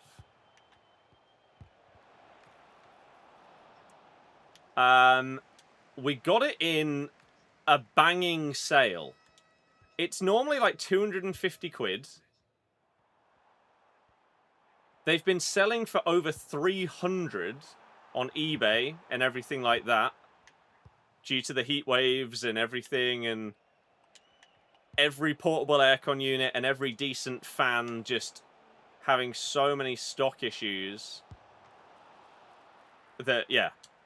I actually bid on one on eBay for 200 the day before we ended up buying it. That one on eBay ended up selling for 310. We got it for 180, which is still a lot, but we will use it for potentially, like, I don't know, a decade before we need to get a new one. It's insane. Like, I've never had a premium fan. Just like your standard 20, 30 quid tower fan from Tesco or whatever. What a save. This is amazing.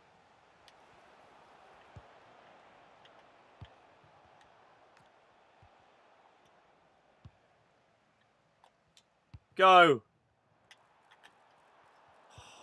Remember when they patched Bruiser and you couldn't get Bruisered from behind anymore? Oh, wait. That's outrageous that that's actually, one, led to a goal, and then that has gone in. Crazy.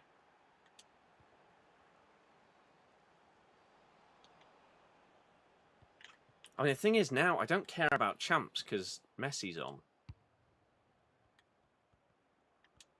But I guess we do have to finish our games.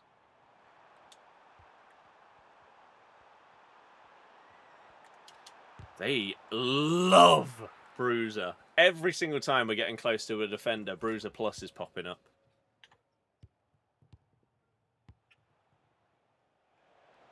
Yeah, the people paying like more for a fan than they would do for like a portable AC is interesting. Everyone plays the same, pretty much, which is why I like to try and break the mold with our team formation, playstyle, and everything. Have fun with this garbage. That is not who that was for. Oh! No, the AI defense is so stupid!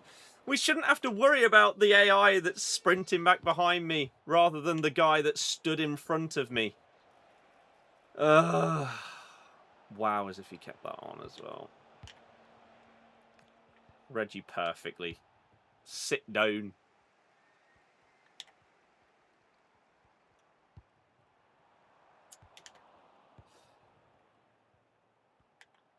Corbin, I'm not sure you understand how playstyles work.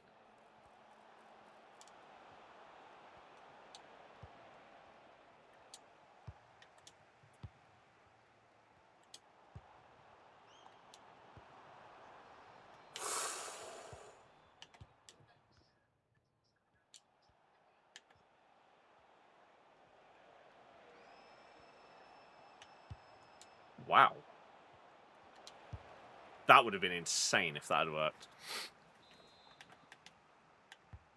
I think the leaving whilst drawing improvements are one of the best quality of life features we've had in years. Small and not strong, so Bruiser works even better. That's got absolutely nothing to do with Bruiser not being a foul when it's from behind, or the fact that they've got it on all their players and are smashing it every time. Doesn't matter who I've got. Those two things, there's no correlation. Team press will make your team tired because it's supposed to be used in bursts. And just because you see like pro players use it and abuse it, yeah, it's not supposed to be a thing. Ah, I should have done the ball roll. Oh no. Thank Christ.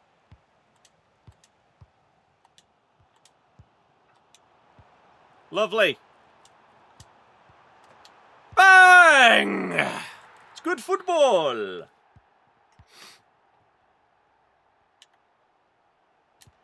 Oh. Yeah, I'm not saying that I expect my Claudia Pina to go shoulder to shoulder with a Van Dijk with Bruiser Plus.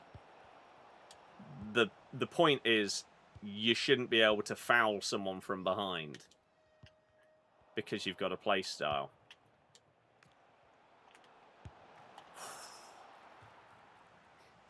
They should remove all of that kind of stuff. Yeah, I agree. I think this game would benefit so much by just being stripped down and... Okay. And going back to basics in so many ways. Same as something like COD. Do they have Bruiser Plus on literally every player? I feel like every single time I've lost the ball, it's popped up with Bruiser Plus. It's crazy. There's not enough time. Is there? Is there? Oh! Intercept Plus being stupid has cost us a chance to end off the half with a goal. What a ball that is. If he's onside, what are you doing?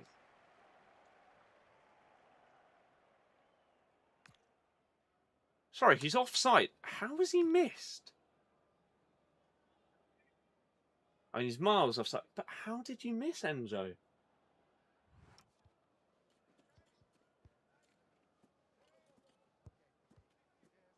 he's nearly 5 yards offside, De Paul, but Enzo did just miss an open goal from like 3 yards out and put it like 5 feet wide. The problem is, Mike, that playstyles just lean into that. Like, if relentless wasn't a thing, people wouldn't be able to second-man press as much. If intercept wasn't a thing, people wouldn't be able to AI defend as much, because they would have to do the intercepting.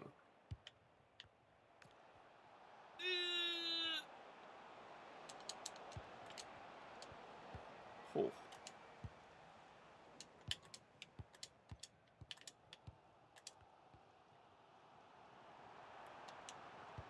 Oh, that's such BS! How has she managed to just slip that through to one of them two? That's really dumb. We played that so well.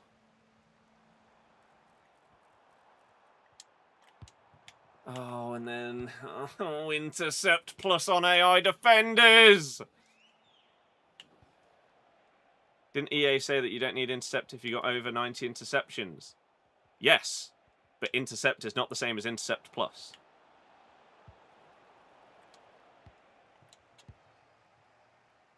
I would be perfectly fine. My suggestion for playstyles is exactly that. Playstyles shouldn't give you any animations or anything like that. Playstyles should be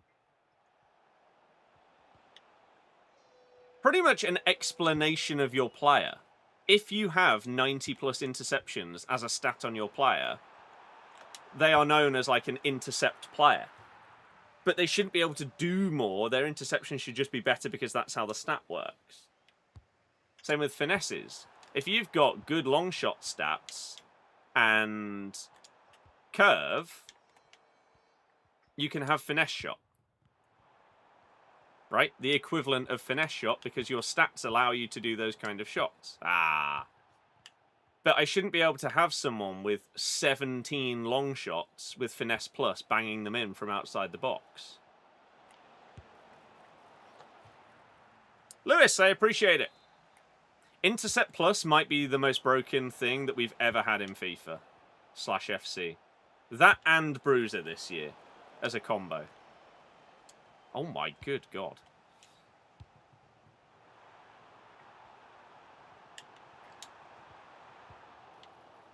What just happened to Pina? Why did she fall over there?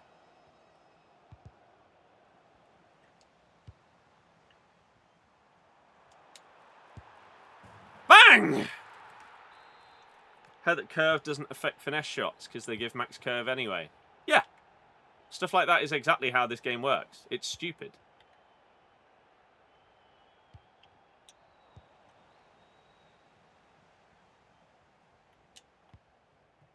I don't know why I pressed that. It was never getting there.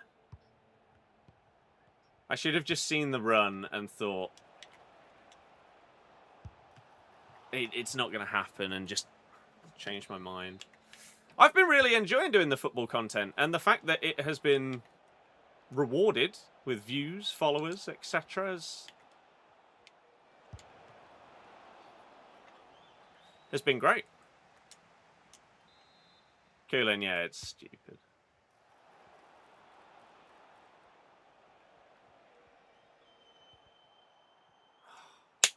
Just keep it in.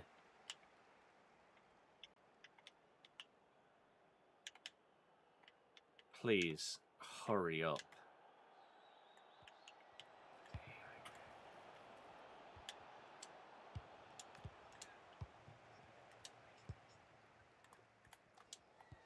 Oh, the AI defending, just sprinting back and tackling you from behind.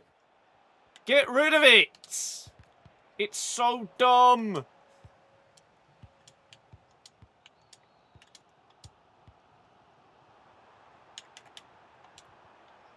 There's no world where that isn't a foul.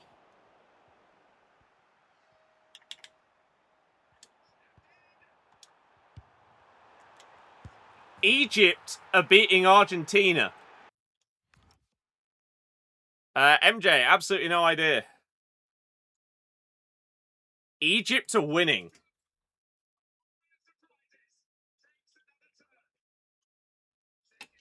Kayla, I don't know. Whatever's the most enjoyable. Wow.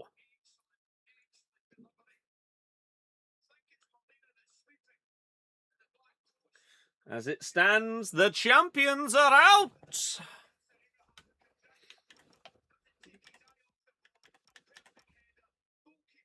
Messi's not happy. Oh dear.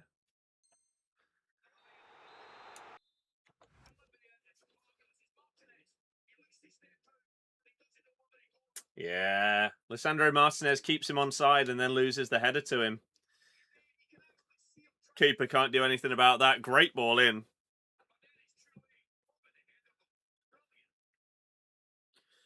Argentina defensively just aren't the one, are they? But they've got Messi. So until they go like 3, maybe 4 goals down, you can't write them off. But Lisandro Martinez, who was great in the last game, went absolutely huge with that goal and assist, is at least partially at fault there. Whoever also let that cross get in as well is poor. I mean, Argentina's midfield has been really disappointing. Not as disappointing as Portugal's.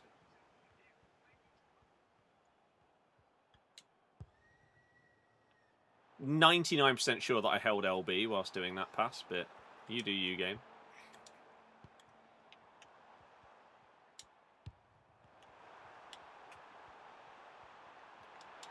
That is a filthy bit of dribbling by Pina.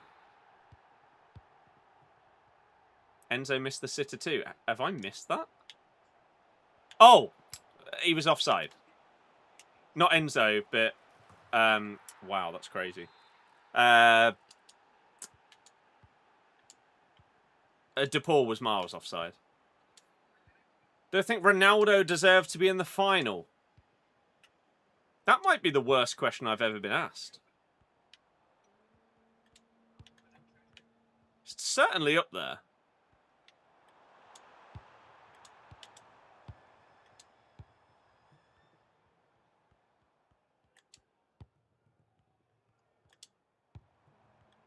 But to answer it, absolutely not, no.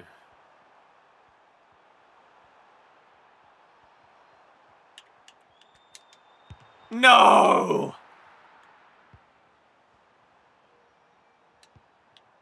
What on earth have I just witnessed there? He's actually going to have the pace. Are you joking me? And that came from whatever on earth happened with the goalie and everyone down there. How has that gone in? Casillas.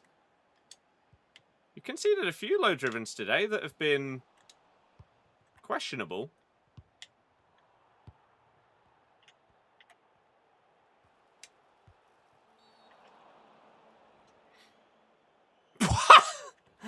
What? How is that not a card? Okay.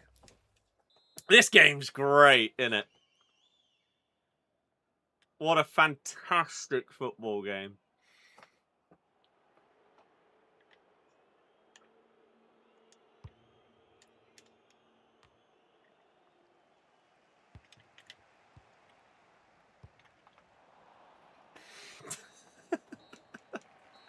Just the most blatant red card. Pen!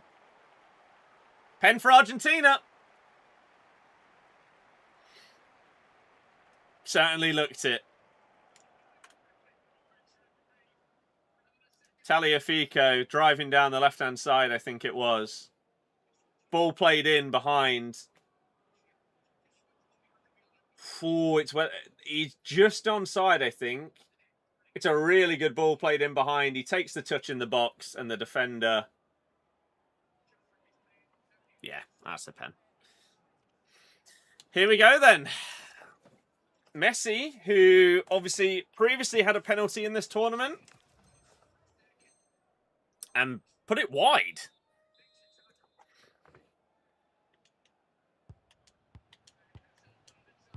has a chance to equalise in this game. Take his goal tally up to 8.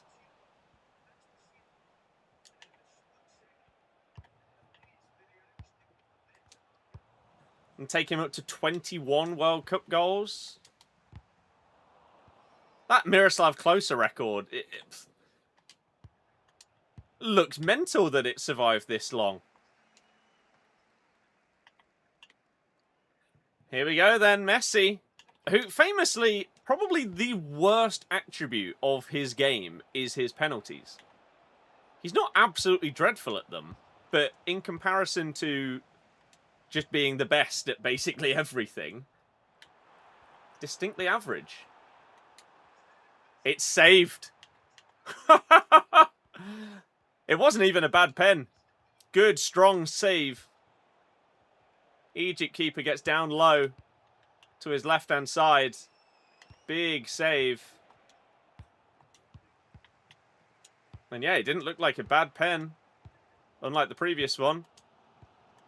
But a massive, massive moment for Argentina and Messi. Bosh! Someone on the bench for Egypt is getting booked. I didn't even realise I was in extra time.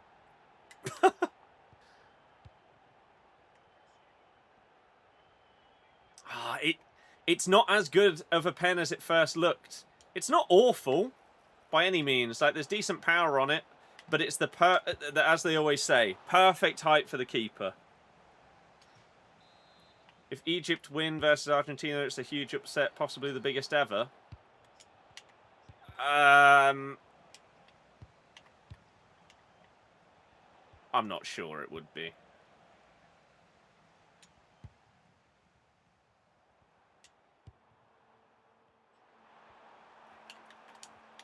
Where are you going? There we go. But big save.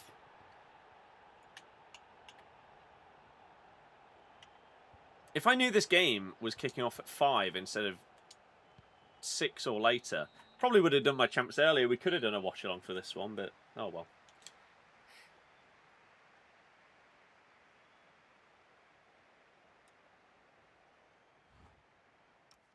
Right, half-time, extra time. Where's my phone? Oh, there.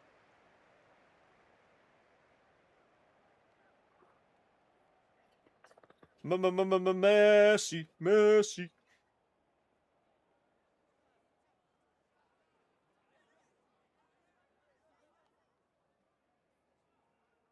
Okay.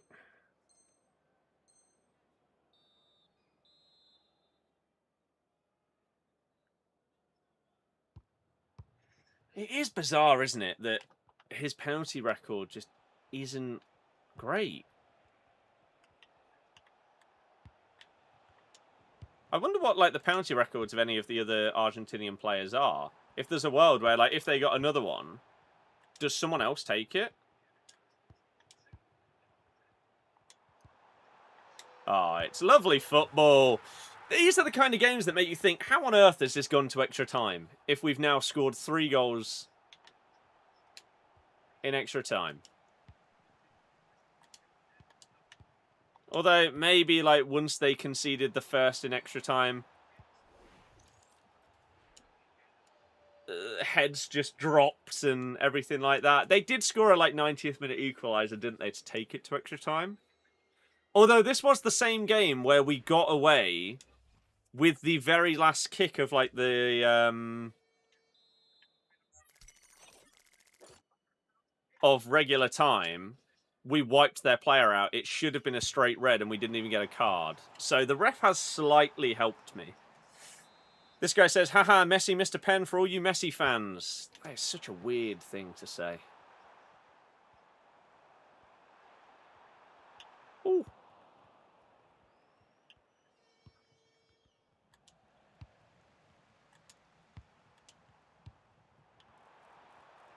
Oh, nearly.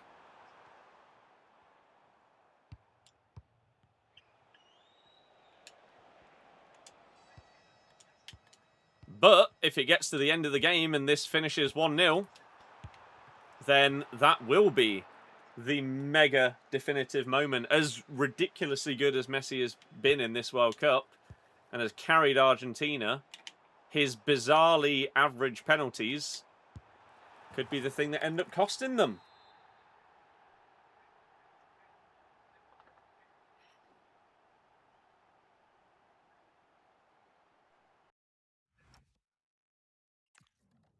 And this guy is now pausing at 8-4 down. He's missed 2 pens in 2 games back to back.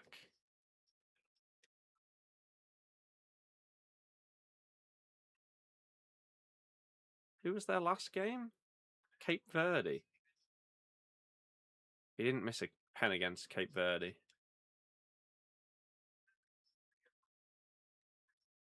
He put one wide. Was it first game of the tournament? He put one down?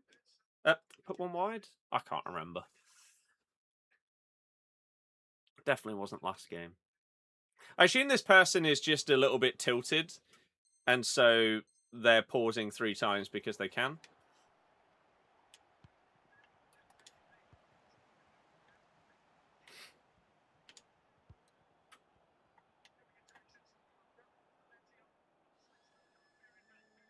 There's a kid crying.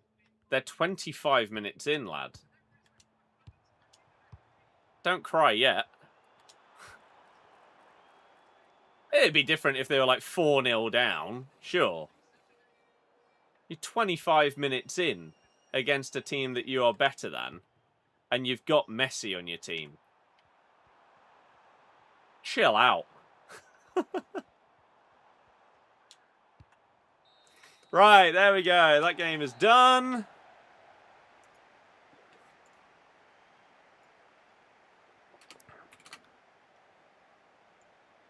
Messi nervous right now, you can tell. Messi doesn't get nervous.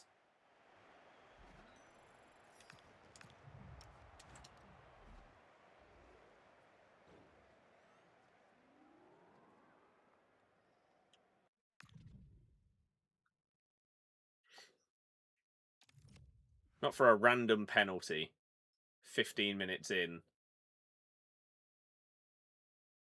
He might have been nervous for the penalty in the shootout for the World Cup final.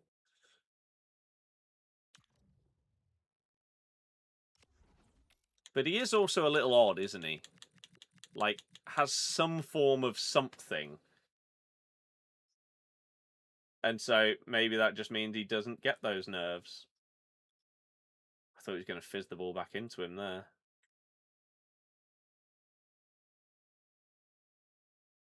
It's going to be interesting today to see how this works. Julian Alvarez instead of Lautaro Martinez up front, because neither of them this tournament have been good.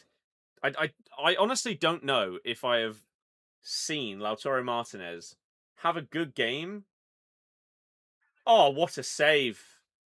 McAllister's just had a ridiculously good chance. Beautiful cross coming in from the right-hand side. He's got a free header in the middle of the box, and he's put it just to the side of the keeper. Big save. But yeah, I don't know if I've ever seen Lautaro Martinez have a good game of football. Definitely not for Argentina. The guy's the modern-day Higuain.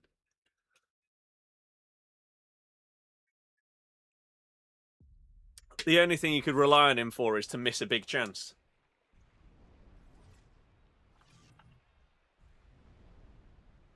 But Argentina, turning that screw. Oh, it's a 4-5-1. Wow, what a shock. Messi on the edge of the box. He's got 3 players around him. Enzo Fernandez, shot blocked.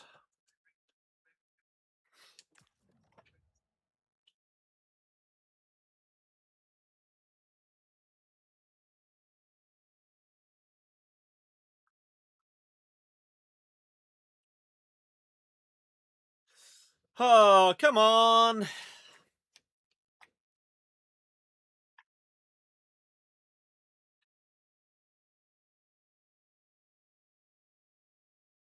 Lissandro, sorry. Martinez. Oh my God. We're a bit all over the place at the back. Right, vamos.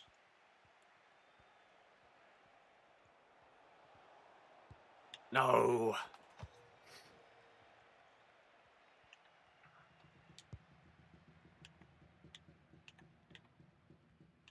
Oh, we're up against a player locking rat.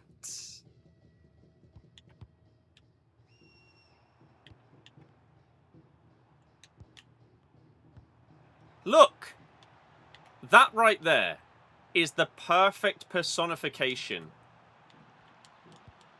of the player lock rat.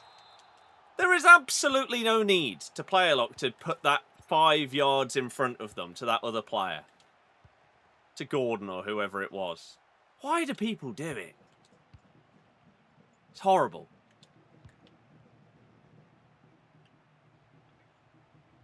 This is going to be a miserable game.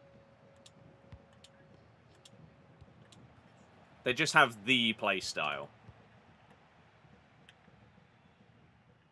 The rat.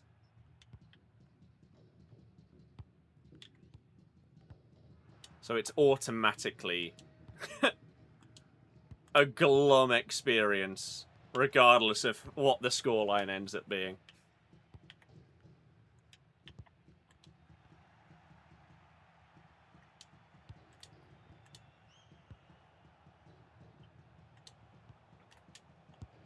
No, Tebow! Another save from the goalie.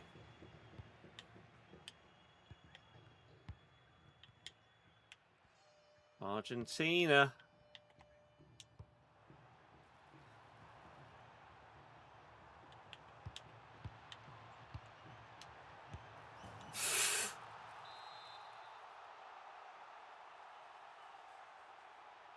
Oh no, it didn't hit the keeper, it hit the post.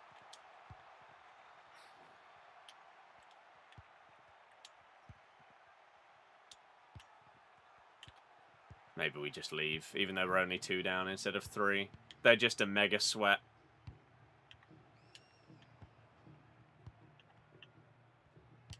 I don't like playing against that.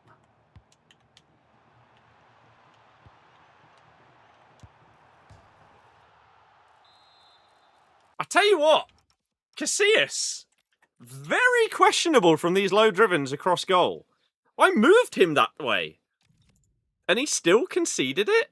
I fully expected to move the keeper there, and then they would be good enough to read it and blast it in at the near post.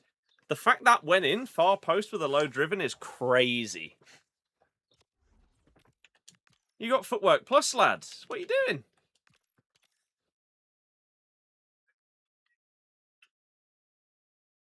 Three games to go. Nearly there.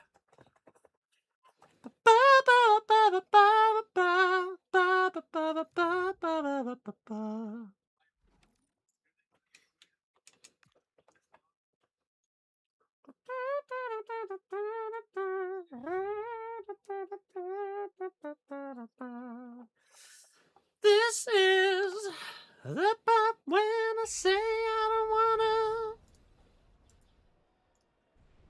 Stronger than I've been before. 4-4-1-1. No surprise there. What should you get with 750k? Should you get a 575k pack? I don't know why you would ever spend that amount of coins on a pack. I mean, you could wait a few days and spend it on the new season pass, to be honest. Get more value out of the coins doing that.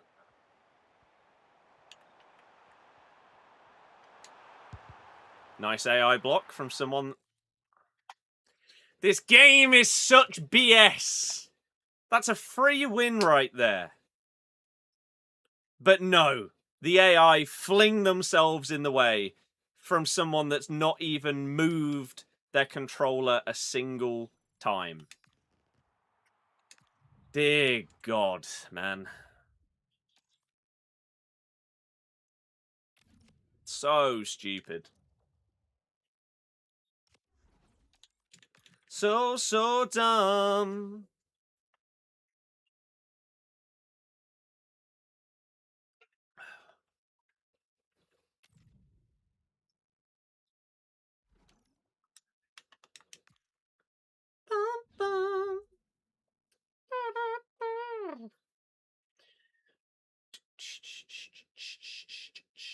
Good ball. Got to move it faster, though, Egypt. Oh, dear. What are you doing? What are you doing? Brian Brobby. Up against Messi. Cody Hakpo.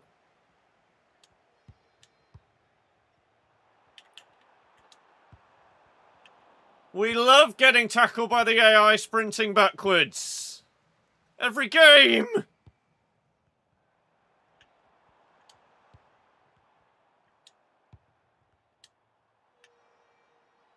What are you doing? Jesus Christ.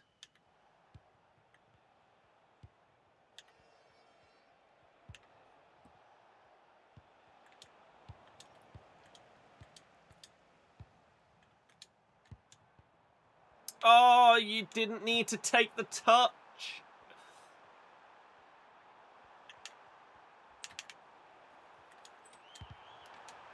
This game is so delayed. It's ridiculous. So bad. We still end up with the goal, fortunately, but... yeah. We actually haven't had that much delay in most of our games today. This one feels pretty bad, though. Oh, but Casillas would have conceded that. The joke.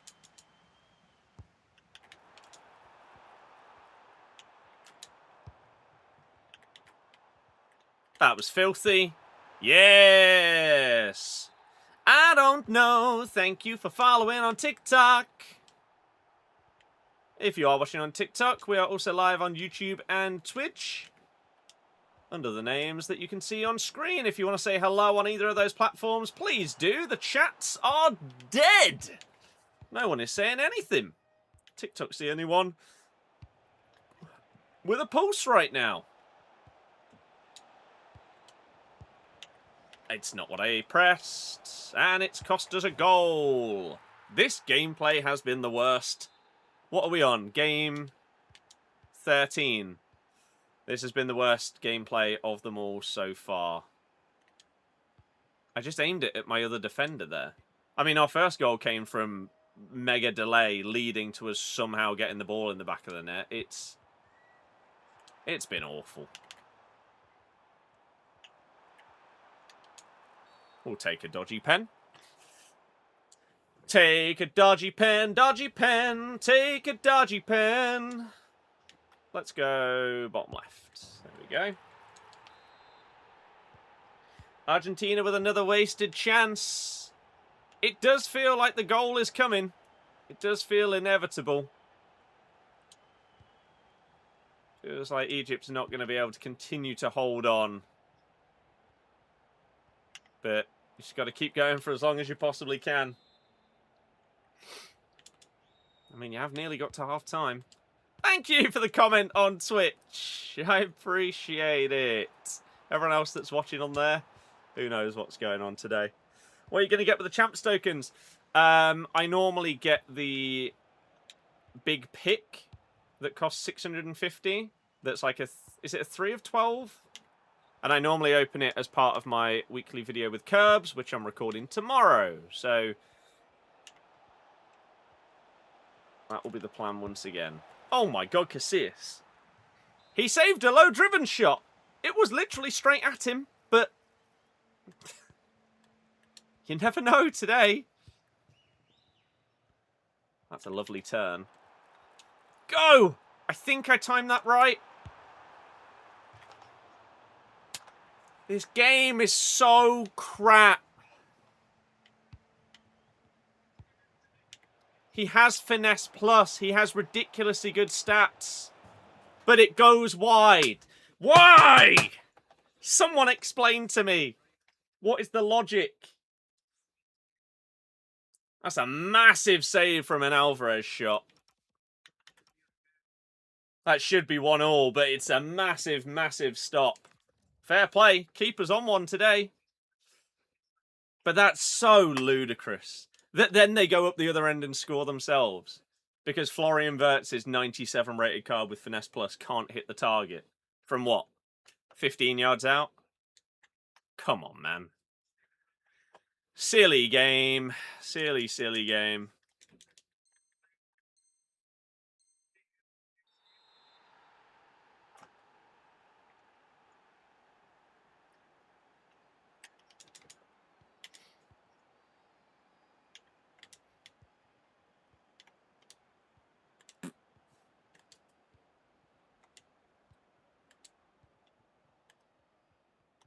Go. Oh, it's not what I pressed! This delay is an absolute joke. We have our striker pretty much free in the middle of the box. And the game's like, no, that's not where you aimed.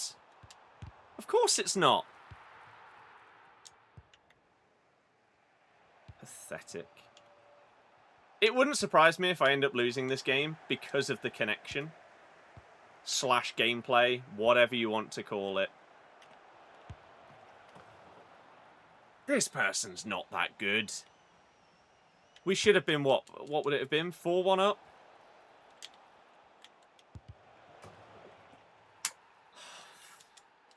This is insanity. I play 4-1-2-1-2 narrow.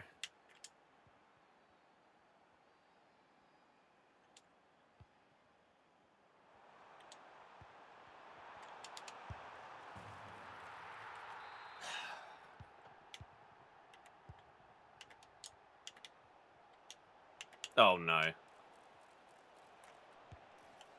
Oh, that's so poor. Just awful defending. Say, this person is not good. They are evidently not that good. So to give up such a cheap goal straight from kickoff there is appalling from me. That's not what I pressed. Game! Stop being stupid. Please.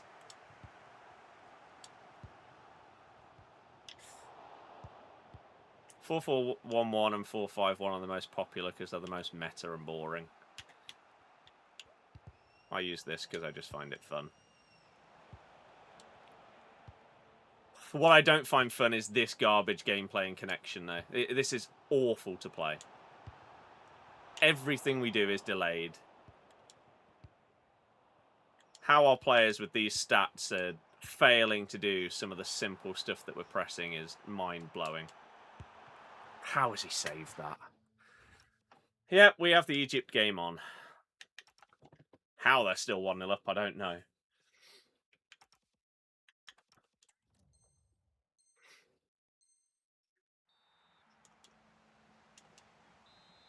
This guy's Neuer is just absolutely on one, apparently.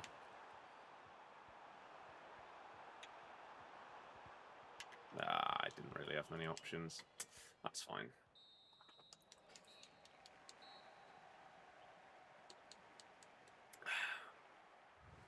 Yeah, absolutely crazy that we are drawing this game.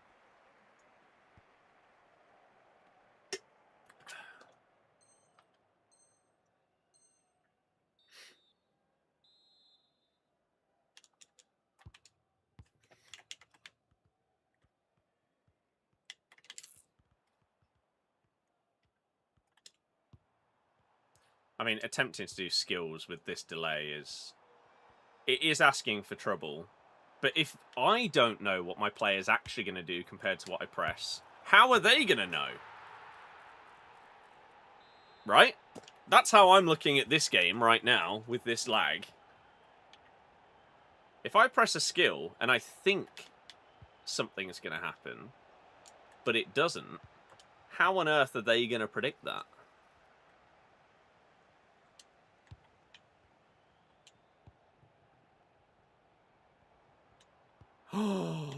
That is a great tackle, because I was through. That's bad defending. No.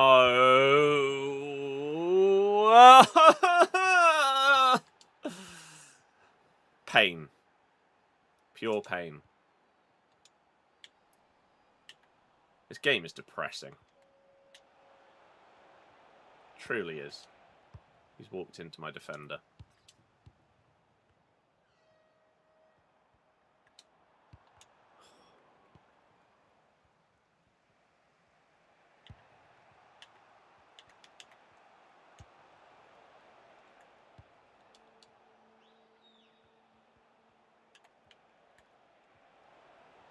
Oh no.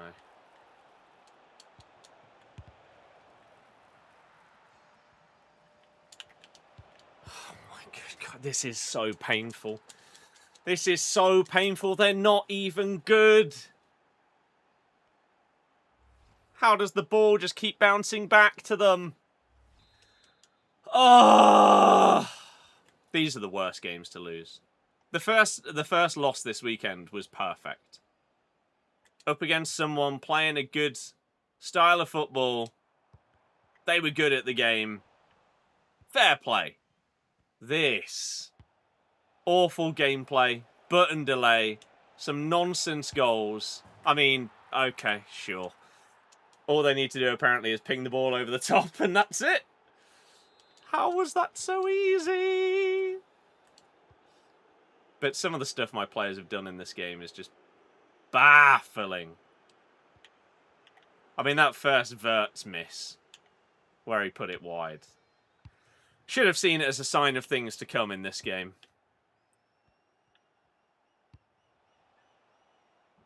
Just utterly crazy. Oh my God.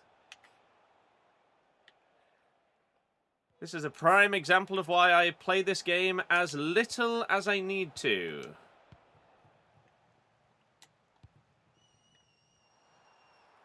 How on earth did they turn around that quickly? That's crazy. No, I pressed the touch before that, you idiot.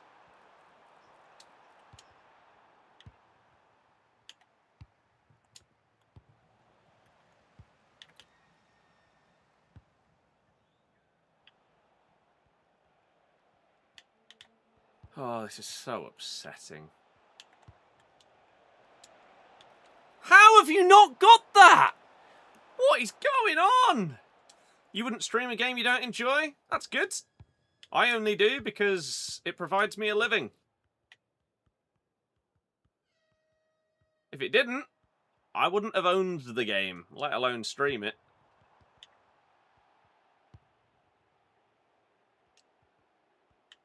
If people watch me play something else that I love, I'd stream it all day, every day. But they don't. Sadly.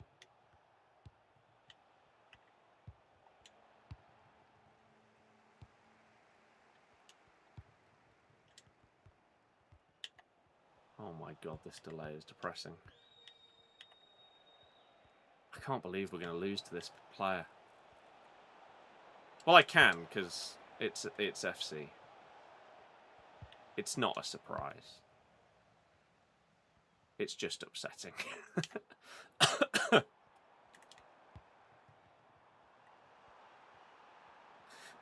that AI defender just all over them.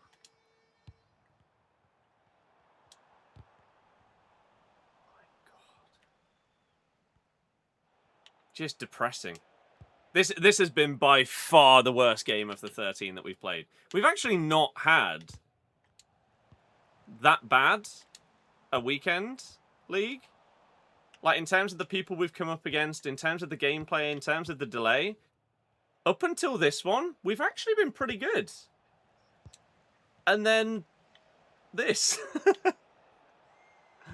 It all comes crumbling down.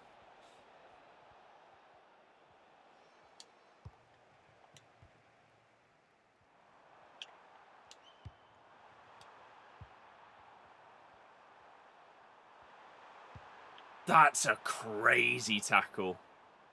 I mean, fair play. It was risky as hell. I mean, we've lost. There's no way that we're going to have time to get 2 goals with the way that they're going to play.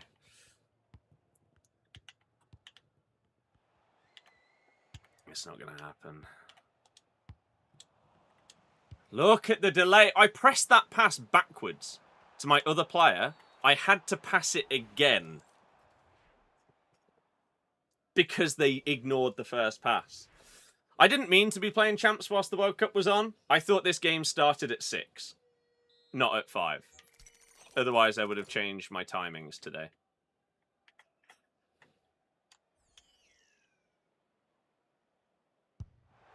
How was he safe, though? Vitinha or 97 Reinders. Haven't used Reinders. If he doesn't have 5-star skills, then the answer is Vitinha, because he's more fun.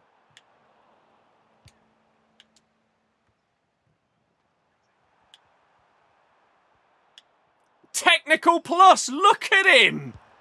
Oh, man. This game stinks.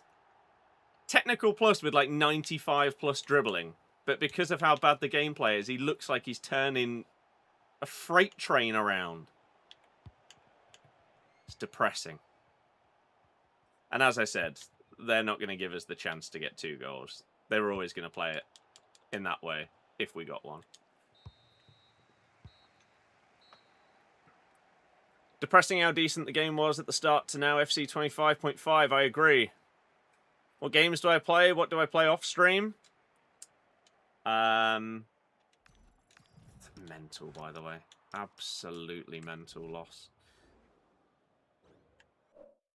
What do I play? Right now, I'm playing an absolute ton of Forza, Battlefield, always Geometry Wars, Tony Hawk. Tonight, I'll be playing PUBG again for the first time in ages. That's going to be a lot of fun.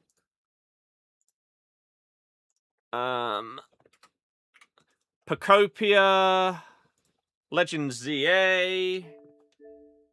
Anything else on here right now? Borderlands. We streamed Copper City yesterday. Dreamlight Valley.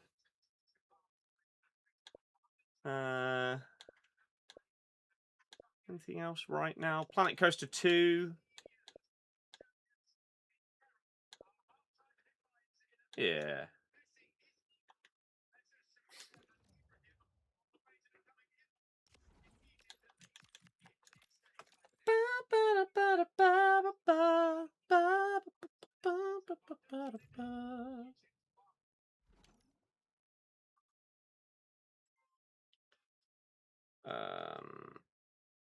Okay. So yeah, a lot of different games. And I wish that if I could just stream anything, it'd be phenomenal. But sadly not. Anyone on Twitch or YouTube? There's like 20 people across those 2 platforms. Hello! How do you think City do this season? No idea. I'd love to have a fully fledged discussion, conversation about it, but I don't even know who's going to be in our team. Like, if we could just get our outgoings sorted, then we could start to have a load of conversations, regardless of incomings.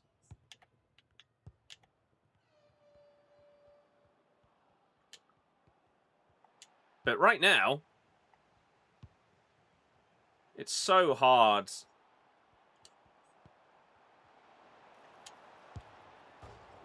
This game is garbage! Oh my good god, man. What's the point? A 97 verts with Finesse Plus doesn't score from there. Why do we bother? Just crazy.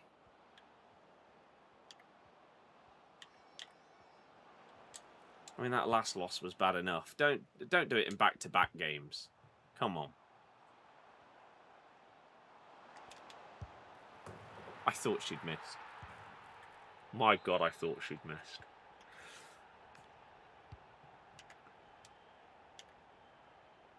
Because, like, the answer to your question is very different if we go into this season with, like, Harry Suter at the back compared to selling him, selling Vestergaard, selling Nelson, and having to rely on new youth players or championship free agents.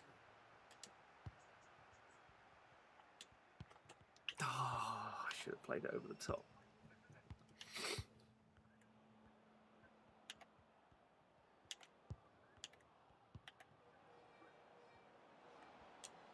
So unfortunately, it's why I've not really done any Leicester content recently. Because other than bringing in Russell and getting some pre-season training videos, there's really not been much to talk about. There's been a few rumours of like players being linked away, like Monga's leaving. I mean, we spoke about that a while ago because we knew that it was going to happen. The only real update is who he's going to and for how much. Whereas, like, for Tarwu, how much are we getting for him? How much money do we need to make before we can actually spend it on players? Rather than that money going towards, like,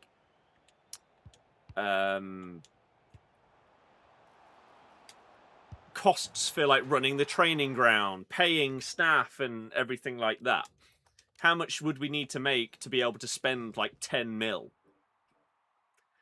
We don't know these details, and there really haven't been any reports at all about those kind of things lately.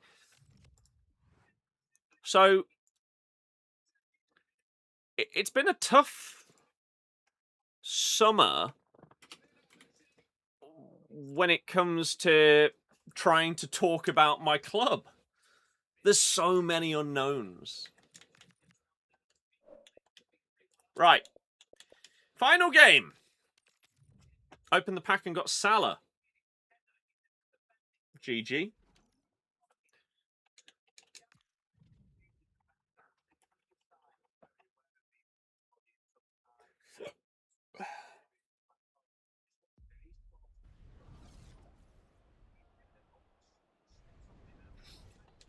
Here we go. Had Salah and Rice. Nice. I don't even know the cards that are currently out, really.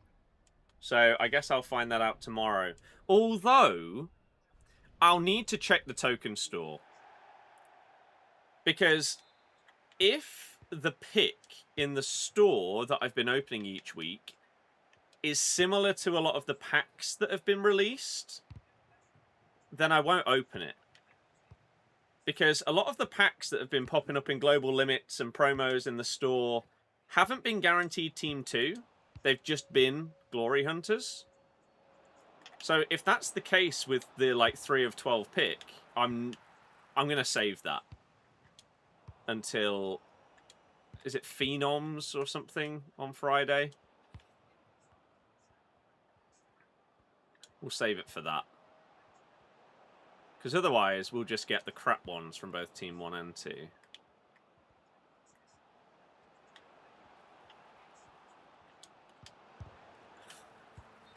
How on earth was that not a goal? So yeah, that's the thing that I've been opening each week, is the 3 of 12 promo pack. Pick, sorry.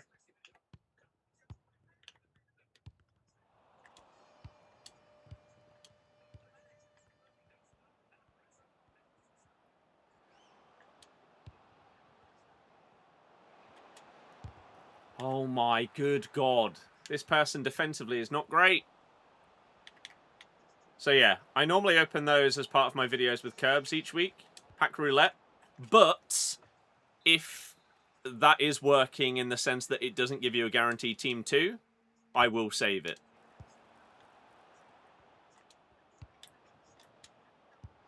Finally! I know you just said there's a lot of unknowns, but do you think you come straight back up? I'd like to think so. We have a manager that is good enough. Assuming that we don't lose every single player, we should have a squad that is good enough. And you would think that with the amount of sales that we're going to do, we're going to be able to spend a bit of money, which should give us some quality. I hate this game. In positions that maybe we do lose some players in.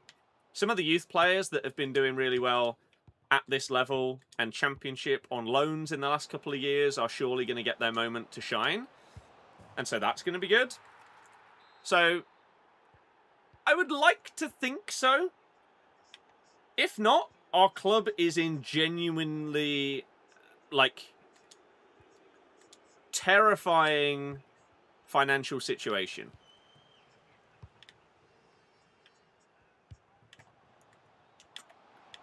I just can't switch to the right player. Oh my god. Yeah, keeping hold of someone like Louis Page would be massive. Obviously, Monga's going to go. I don't mind that, to be honest. For 10 mil, potentially rising to 12.5, and a sell-on clause, that's pretty much the dream. Like, deal that I was hoping for. When 10 mil was rumoured, I was like, hell yes, take it. Getting potential bonuses is amazing, but the sell-on clause was the important part. Because if he does turn into an absolute monster, that sell-on clause could bring in vital money. Now, we don't know what the sell-on clause is, like, in terms of a percentage, but the fact that there is one at all is big. Like, it wouldn't matter as much if by the time he was sold by City, we were, like, back in the Prem. But there's a world, you're still in League One. You're a Championship team. And so, all of a sudden, if he goes for a crazy amount of money because he's the next Yamal, and you get 10 mil, poof, game changer.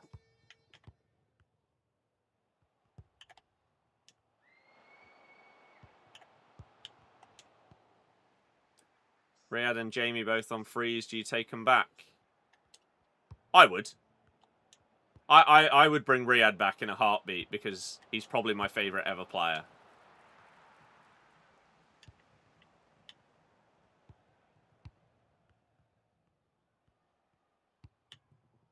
Jamie, maybe not, because I wouldn't want to do that to him. Whereas Riyad did leave in not the best way, and so it doesn't feel as bad bringing him to that kind of level.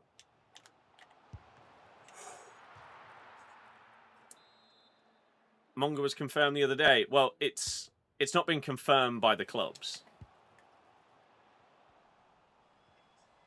But even when it is, I mean, I'm waiting on John Percy to say it. Because there's a world where his article or report, we'd get the sell-on percentage. Whereas Fabrizio, Ornstein, Ben Jacobs, all of these, none of them have said what it is. Skipped frames detected. Apparently my PC is struggling, so apologies if the stream has stuttered a little bit. Apparently my CPU just went high for a minute or two, and now it's maybe back. So I don't know what's going on there. That's a disgraceful challenge. If Argentina are out of World Cup, which player you want to support? I have no idea what you're on about. I'm English, not Argentinian. Gameplay been stuttering for the entire game, off and on? Oh, I don't know then. Nothing I can do about it. Apparently the PC just decides that it wants to do that. Bang. Oh, they got a red for that as well. GG. Just end the game now. I have had many, like, warnings come up throughout this stream saying high CPU usage for, like, 3 seconds. So I don't know what's causing that to, like, spike. And then it just goes back to normal and everything's fine. But that's the first time it came up saying skipped frames, so that must have been an elongated CPU intense minute or whatever. Right, can we just end this game so that then I can go and watch the second half and get some pizza? Get ready to make a tick of the talk on Argentina. Hope for some more success on those. Keep the footy channel success going. Bosh. Wow, what a tackle. Meslier going Arsenal is one of the most baffling transfer, like, pieces of news that I've seen. What a tackle. Played about 30 games since the game becoming free on Game Pass. May just be because a bunch of people just came on, but you've stormed up the divisions quicker than ever, and that's after 2 years off. That is probably exactly the case. Loads of people will be trying the game out for the first time. A lot of them American. Probably haven't played previous FIFAs or FCs. Wow. Isn't he trained in UK, so he'll count as homegrown? Meslier. I mean, maybe. If he's happy to be a backup, makes sense. But I don't think it does. For the sole reason of Kepa being their backup last season cost them a cup final. Right? Meslier has more mistakes in him than Kepa. So, I don't know why you would risk having that same situation again. Ben, yes, that's me. We have this account, and we also have our football account called Birdie Football, where there is some Leicester-based content on there. But this is pretty much just FC. Wow, what an unnecessary top bins finish. Founder on FIFA, of course. Although, that's now changed to, like, FC founder. Which doesn't quite hold the same weight as getting Ultimate Team in FIFA 09.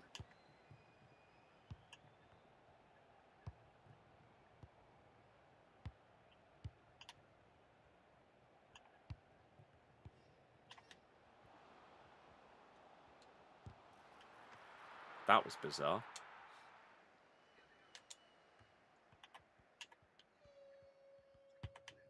It's the equivalent of City with Carson. But I thought he's coming in to be second choice, not third. Surely you don't bring in someone of his age as third choice.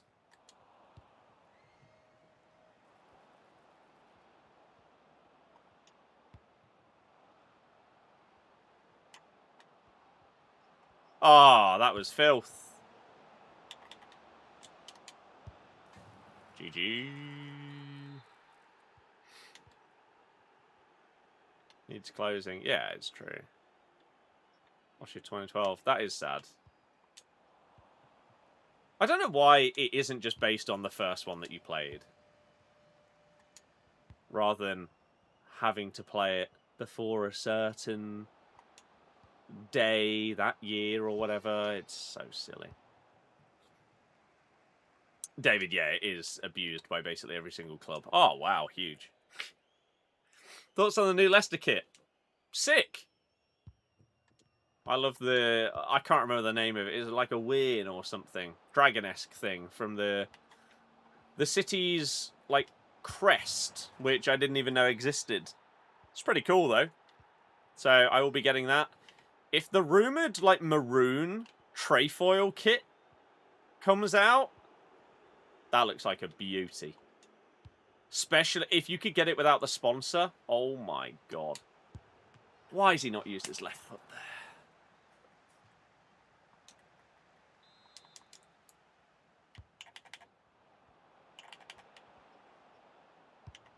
Can you just end the game, ref? We've got an Argentina game to watch. Thanks. Get him. Oh, it switched to the wrong player, so now they've got a tap in. Whoops.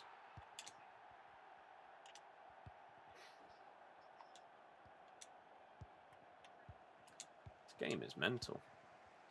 Hits all over the place. David, just people don't want to do it. But yeah, Ben, how have you been?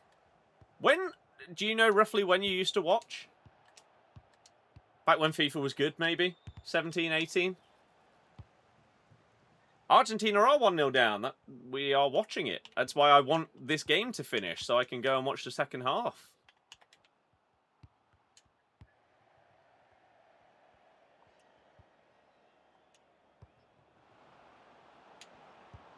No.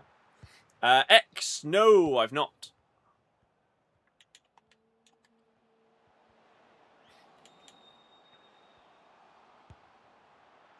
Oh, nearly. Saving tokens. At a minimum, I'm saving tokens for a video tomorrow. Worst case scenario, I'm saving them for Friday, depending on what the pick is in the store. I haven't looked.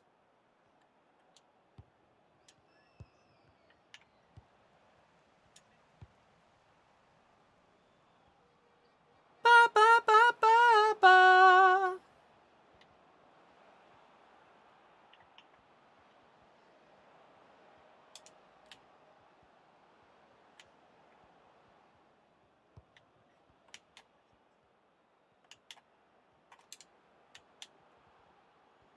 Do, do, do, do, do.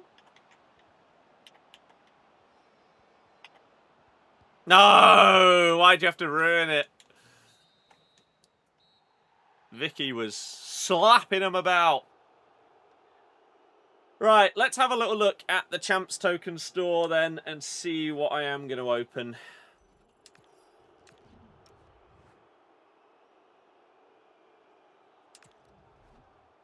I'll take that. 12 and 3.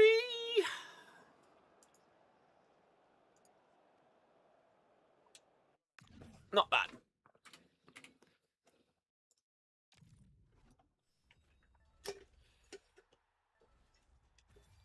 What do I get? 175k.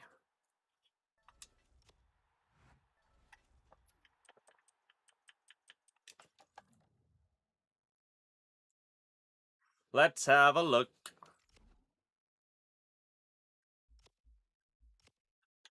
Champs tokens. You say the token store ends on Thursday. It says 14 days, 13 hours. So, normally, see, this is frustrating because I've built my Raffleau up. Maybe mine's better. I don't know. I normally open up this. Oh, it is Team 2. So I could do this. Each week, I've normally been opening up this pick and seeing what I get. I wasn't sure if it would be Team 1 and 2 or just Team 2. But the fact it is the second team, maybe I do open this as part of the Curbs video tomorrow. At some point, maybe I could do this. Evo. Could do something like that as part of it tomorrow. And then I've still got a few Champs tokens left over. If I do that, I've got, what, 350? So I could open up something like that. But I imagine I'd most likely just save it for, yeah, footies or whatever it ends up being. We got Phenoms coming as well. Should do the Evo change sent for Neymar. I mean, is it still available? I don't know if I own a Neymar.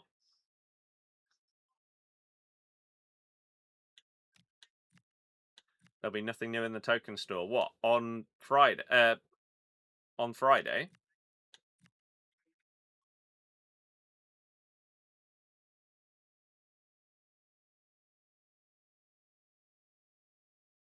I mean, I can still save my stuff up. Should guarantee Gabriel minimum in this one.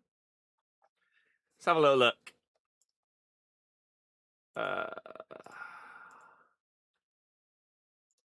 So we need, what? Glory Hunters Team 2.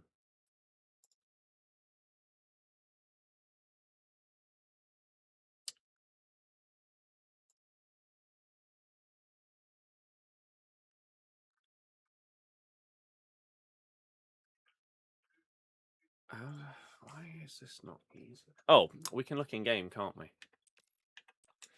I always forget that this is a thing, because it just didn't work properly when it came out. New releases. Glory Hunters Team 2. So, what is it? A 12... 3 of 12. 94 plus. So, 1, 2, 3, 4, 5, 6, 7, 8, 9, 10, 11, 12. So we're not guaranteed anyone up here at a minimum at all. Our big cards could easily be DePaul, who's double 4-star. You joking? Gio Reyna, Lukaku, who I've already got. Theo Hernandez would be fine. Upamecano would be pretty good. Anyone below that?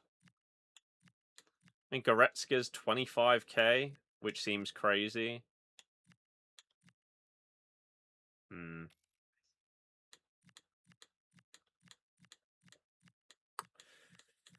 So, we'll see. I'll probably do that. But as I said before, it will be part of the video I do with Curbs tomorrow. I need to, at some point, work on unlocking Maradona, don't I? But it's a lot of effort. But it doesn't look like any of these expire. So we can just work towards it. Oh. I didn't realise that this was a thing. I forgot about this. So we do have a Neymar. But I guess you'd potentially want to juice up your own one from scratch. Götze, Messi.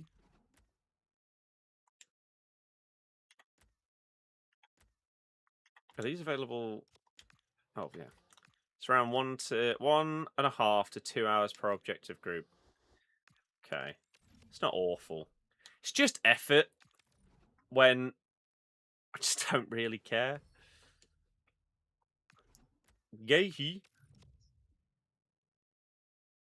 Neymar, Messi, Ronaldo, potentially all their last dances nearly over. I know. It is sad.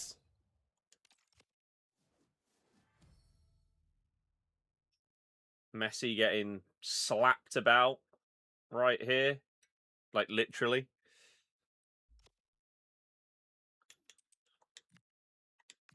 Argentina free kick. A lot of them are in... Oh, no. Okay, I don't know what they were. Are in any game modes. If you have a friend happy to back out, could probably do them under half an hour. I mean, to be fair, my girlfriend does now have her own Xbox, so this game's on Game Pass.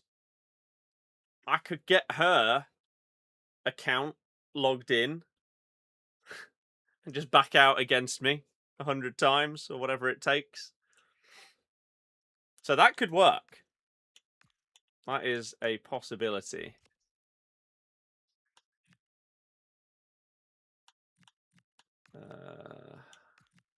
I haven't seen new stuff that's come out at all. So does that mean that's gone? Of course. Still broken. This Fof Pele still being here is insane. Argentina just can't get that final pass or shot to just click. It's not happening.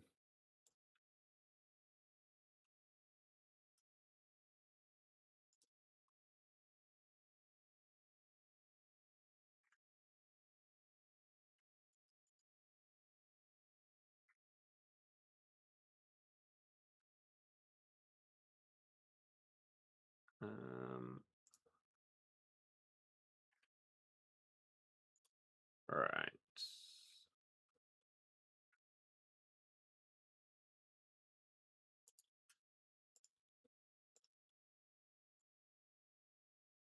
Isn't it so sad seeing clips of speed at this World Cup? I mean, anywhere. But dear God.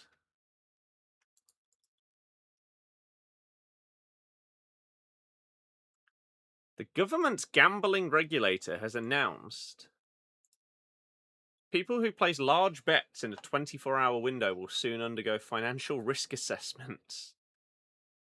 The checks using credit reference data will apply from £750 for under 25s and £1,000 for over 25s.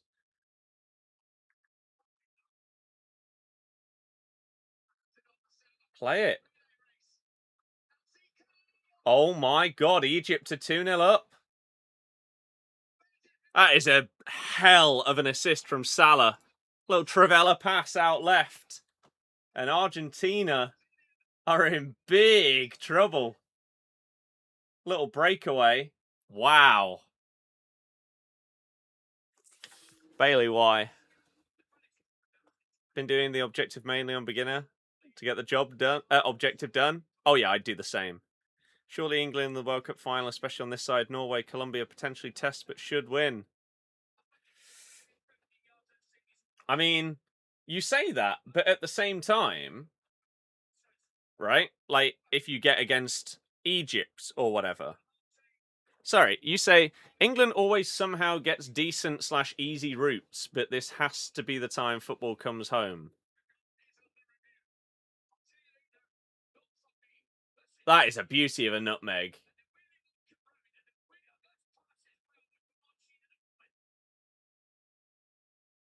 They're going to give that as a foul in the build-up. He steps on his foot, Ali, you moron.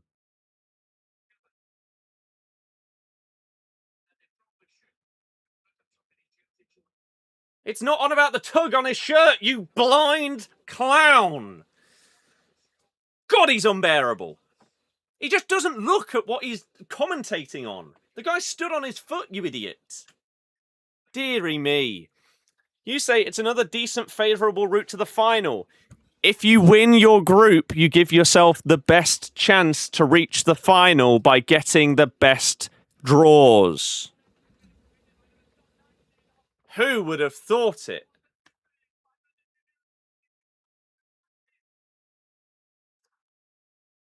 Ridiculous.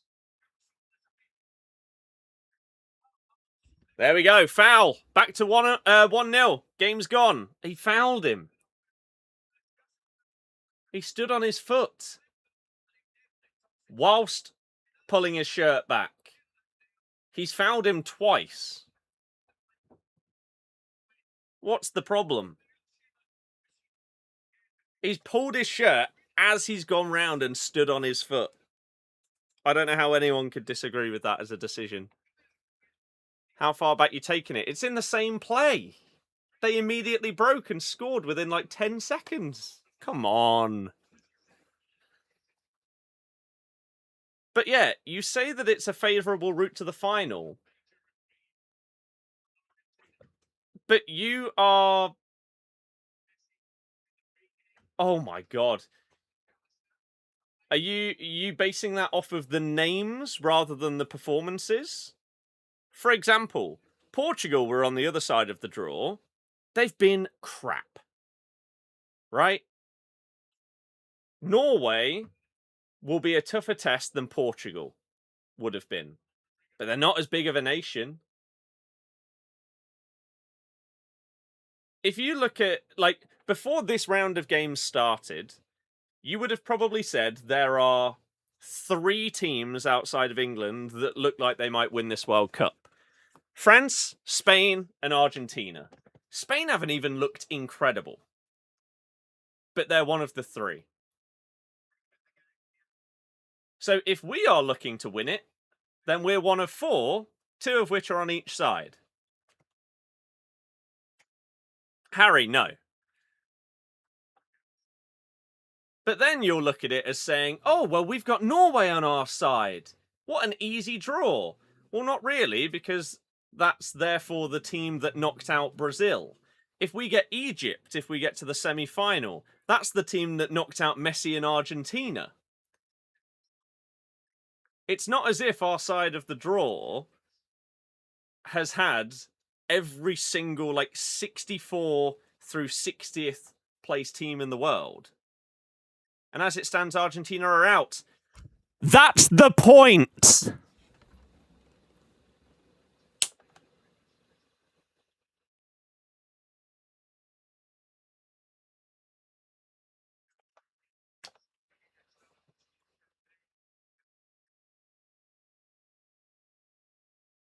So all of a sudden, one of the teams that look like they're potentially winning the World Cup are being knocked out by one of the crap teams on our side of the draw.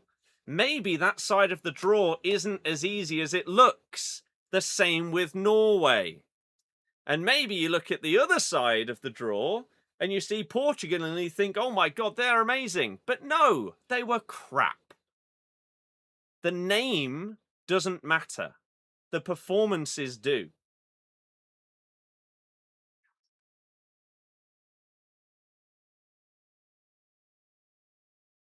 Come on. What you get from champs? You don't get anything from champs nowadays because you have to spend your tokens in the store. You don't get picks and packs and everything from just your wins. Would it be a failure if we don't reach the final? Not necessarily, no. If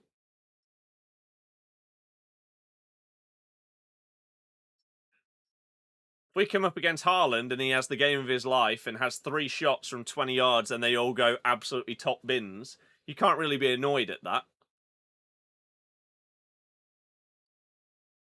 If Argentina come back here and we end up getting through and facing them in the semi-final and Messi is Messi and we lose, that's not failure. What would be failure is seeing a group of players not showing any fight, spirit, or talent, which hasn't been the case. Bellingham and Kane are unbelievable and are our superstars.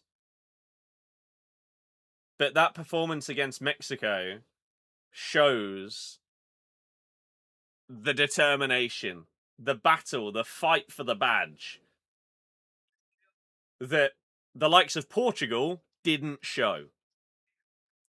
And it feels like that's one of the reasons they've gone out. That game under Southgate, I don't think we go through. But this is what we're looking like now. And that doesn't mean that you can't have a bad game. We could have a bad game against Norway and go out. It doesn't necessarily mean it's failure. You have to apply context and actually analysing things based on what you've watched. Not just, here's the result, therefore it means this.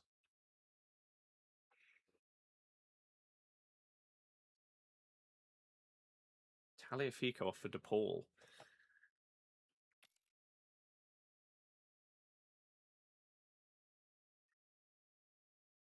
We should go through against Norway because we have a better team. But, as we have seen throughout this tournament, with Argentina, if Messi brings his magic, they win. If Mbappe and Elise bring their magic, they win. If Bellingham and Kane bring theirs, we win. If Haaland brings his, they win. This has been a World Cup with superstars performing. This is a massive break for Egypt here from a corner. Salah, will he cock it up? No. Now what, though? It's 2-0 Egypt. That one is not getting disallowed. Wow. Similar to the disallowed goal, a break from the other end. Argentina have a corner. It's cleared. Salah drives forward past the halfway line. Plays it out to the right. Argentina aren't committing enough players back defensively, sprinting back. He takes a really nice touch, potentially past... I don't know who that was at the end. Like, look at Romero just jogging back there. You've got to be blitzing back. And whoever this is, it's a good touch past this guy. Lisandro Martinez looks behind him, sees the man running in, and still loses him. So you could say Martinez is at fault for both goals. At least partially.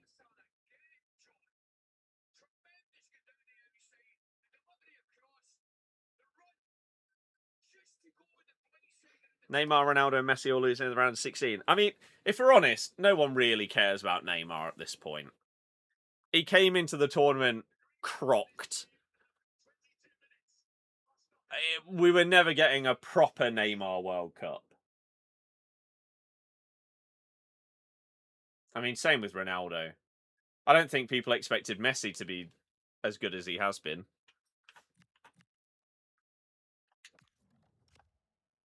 It sadly doesn't mean as much as it used to. 12 wins is decent, yeah. It's not bad. Here we go then. Argentina have just got to absolutely go for it now. You got 25-ish minutes here to save your World Cup. Egypt into the quarterfinals. I mean, fair play to them.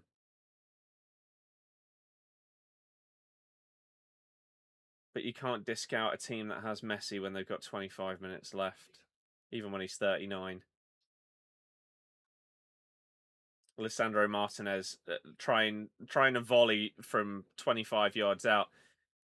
He's struggling today. Argentina defense has been poor. They've just been all over the place.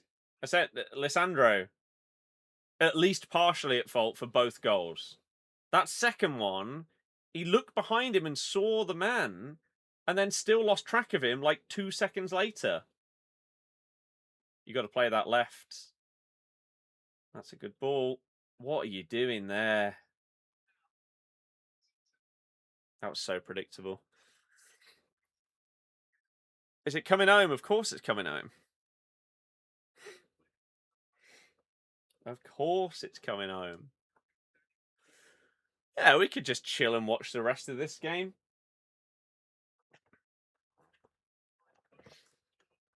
As we get our hydration break. Yay!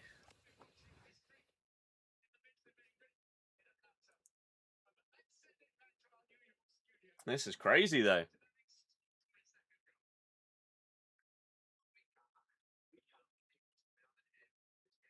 Fair play to Egypt.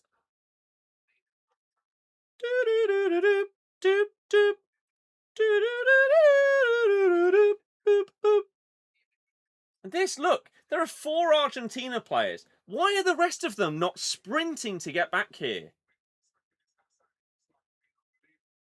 Where's the effort? And then you have people that have barely got past the halfway line throwing their arms up in the air. Why weren't you getting back? So poor. This Zico fella today. Living up to his namesake.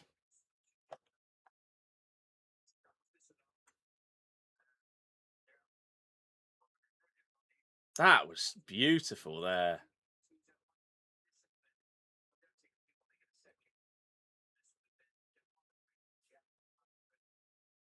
Wow. Well. David, it would. Can't believe the score, I know. It's crazy. Let's see how these TikToks have done here. Link added to your video. Lovely. You're outperforming 80% of creators. That's good, isn't it?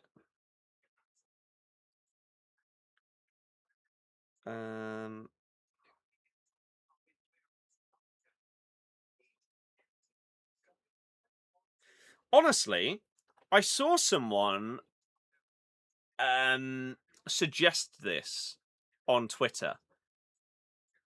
Do you think, with this whole Balogun red card corruption scandal, do you think that Donald Trump and a few other people thought that Balogun's red card meant that they would have to play with 10 men against Belgium? And that's why they fought so hard to get rid of it. I genuinely think there is a world where that could be true. Because they just don't understand the sport. I mean, Trump even comes out and says, I don't know what a red card is. I think there's a world where they thought they had to play with 10 men. Oh, it's crazy, isn't it? Right, is this updated?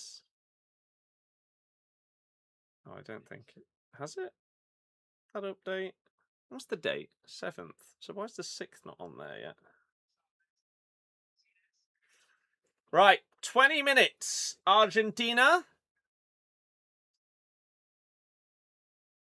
I mean, one more and it's GG in it.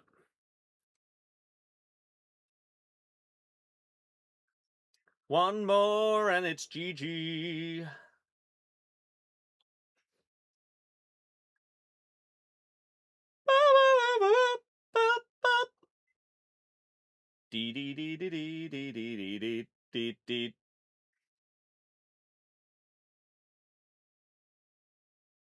Some of these touches are shocking.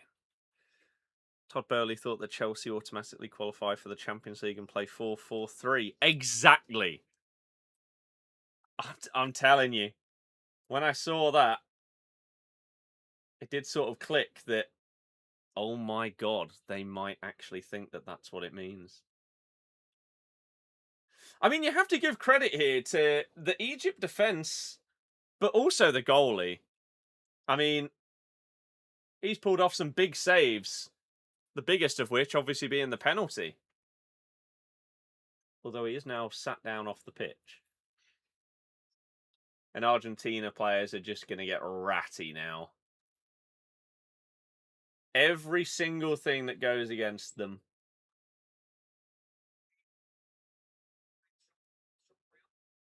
Is going to be the biggest deal in the world.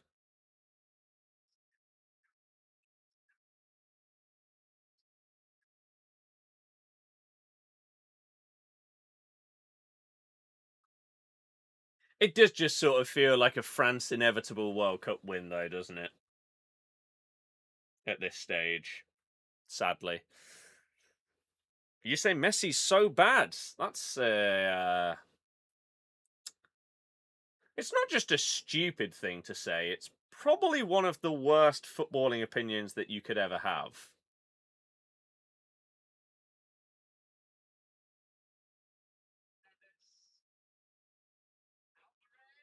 Oh my God, it's nearly in, but they're offside. France will win the World Cup, probably. Got any training camp evos on the go? I don't think I've done a single one because I just never use the app or web app. So no. Unless you can do them in-game at this point. Is that a thing? Could I put Chiellini into something here? Oh, you can! Oh. So what does this give you? Anticipate pinged pass plus 2-star weak foot 7 defending.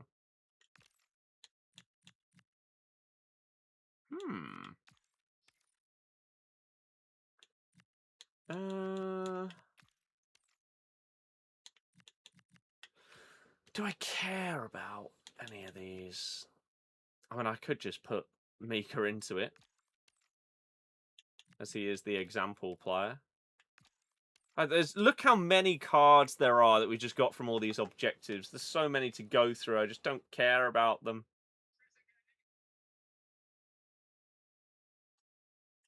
That Kachawi. Messi is going to go cry with Ronaldo. Probably not. considering they won it last time. I don't think they were expected to win it this time. And they'll all probably be pretty content with having already got a World Cup. So they're probably okay. Let's just do that. Why not? And then, what was the other one?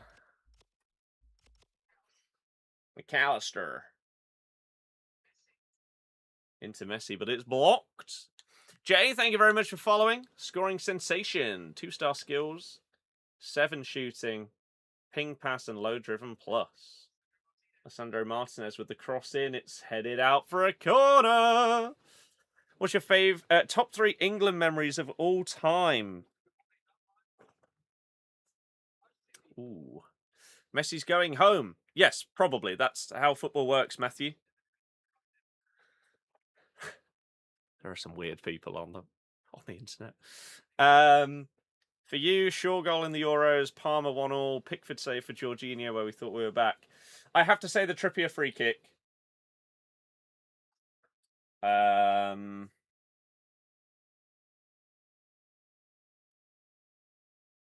mean, honestly, yesterday would be up there. Leicester are in League One.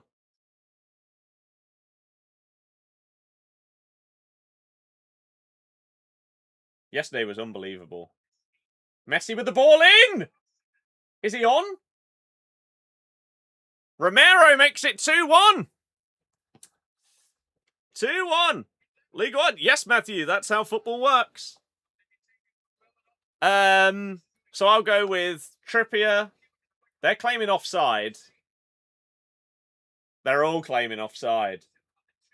It was a hell of a ball in by Messi. He's on. He looks on. So Messi assist. Christian Romero goal. Keeper gets a big hand to it, but not enough to stop it. Argentina probably have about 15 minutes to equalise. I am old enough. Like, I don't have many memories from early England stuff because I didn't care as much. Same about, like, some of the early Prem stuff. My first proper footballing memories are the 2002 World Cup. And so pretty much the only thing I remember is watching the Brazil game at school and seeing us lose. I don't have any other memories of that World Cup whatsoever. So my England memories are pretty much all very modern. So last night was, for me, the best England performance I think I've seen. The Trippier free kick, the Luke Shaw goal, probably has to be up there. The Colombia penalties win, because it finally broke that duck.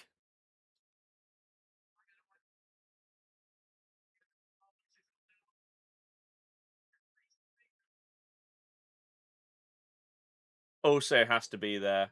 Like Beckham, I can't even remember what year that was. It's also fair to say England have been disappointed for most of our lives until recently. I mean, that is true. Yeah. We've underperformed. When the greatest footballer of all time is on the pitch, there's always a chance. Exactly. And he's on the ball again right now. Trying to create something. Lays it back to McAllister. Wins a corner.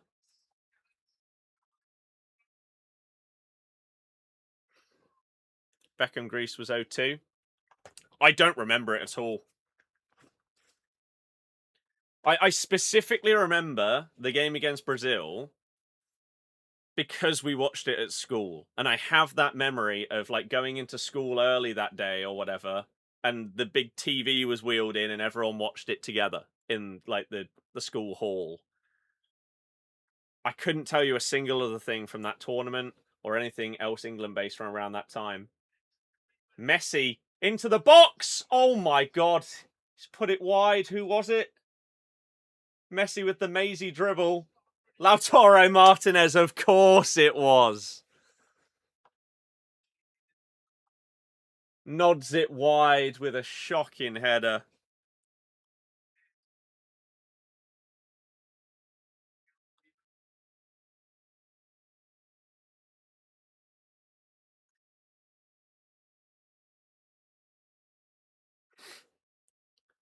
Get lobbed by Dino.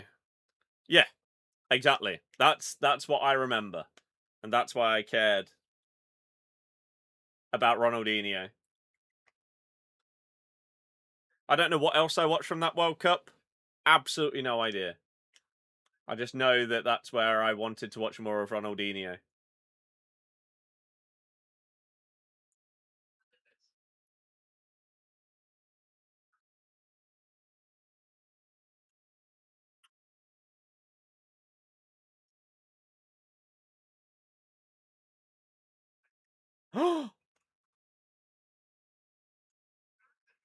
Messi! With the equaliser!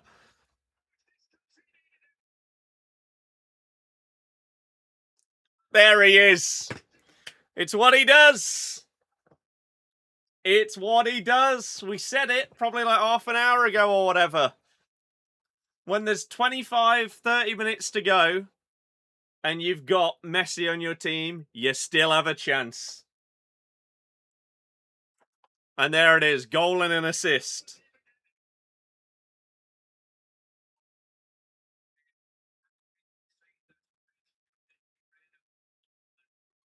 I guess there's a question of whether there's anyone offside here. Messi crosses it in. You're not offside there. Lays it back to Messi and bang. Keeper gets a hand to it.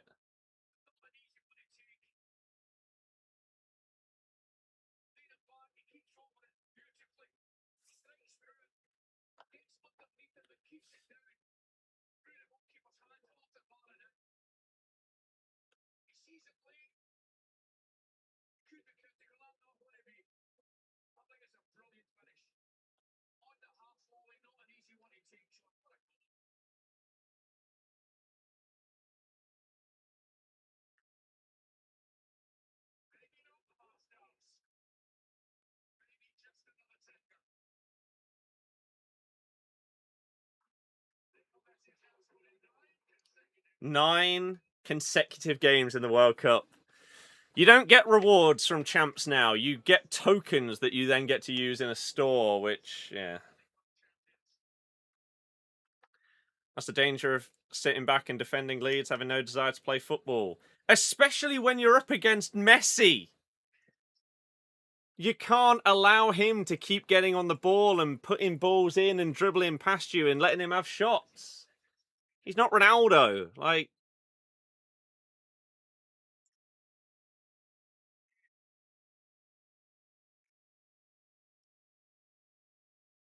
wow. Unbelievable, Jeff. That's why you said you don't care what anyone says. 39-year-old Messi's still the best player in the world till he retires. He's just... He's on another level, isn't he?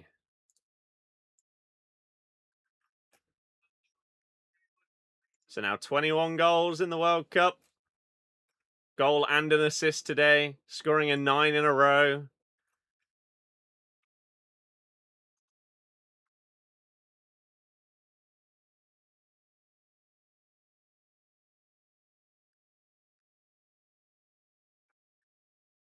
It's just Messi.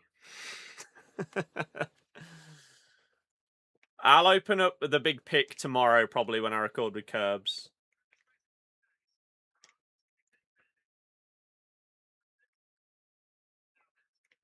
That was an easy goal to score. This is glazing. Right. That's how it works. If you only score an easy goal, which wasn't, by the way, you're dreadful. Ignore the assist as well.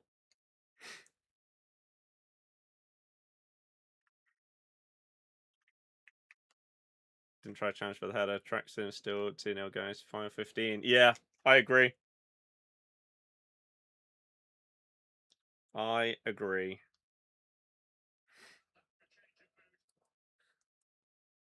Ask about Eze. He'll tell you. I have no idea what nonsense you're spouting, but dear God. Eze.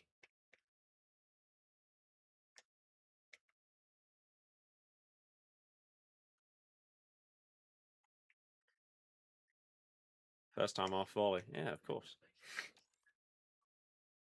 Messi this World Cup. Probably better form than last World Cup. It's just ridiculous, isn't it? How does he keep doing it? Because he's the GOAT.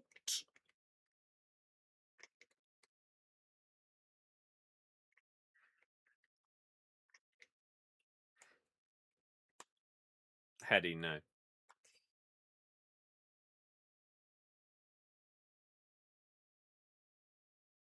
But don't worry, I'm sure there'll be a way that remember the World Cup's rigged for Argentina just because Messi keeps scoring.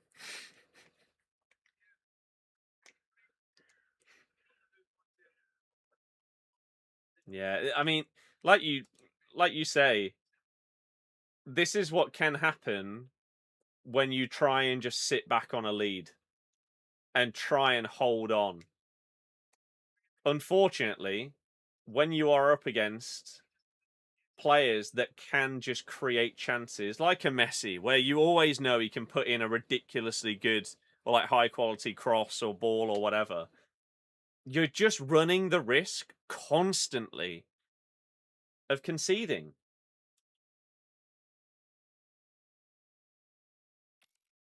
And sometimes you don't have a choice, right? Like, oh my God, it's a decent save by the keeper. Messi whips in a free kick. I think someone got a touch on it. All it needed was a little poke. Messi on 8 goals already this World Cup. There's a world where Messi scores the same or more amount of goals in this World Cup than Ronaldo in 6. Isn't that mental? I just can't believe that it hasn't worked out for him to that level. The knockout goals thing is genuinely crazy. Especially when you look at what someone like Haaland's doing. Or a Cape Verde fullback.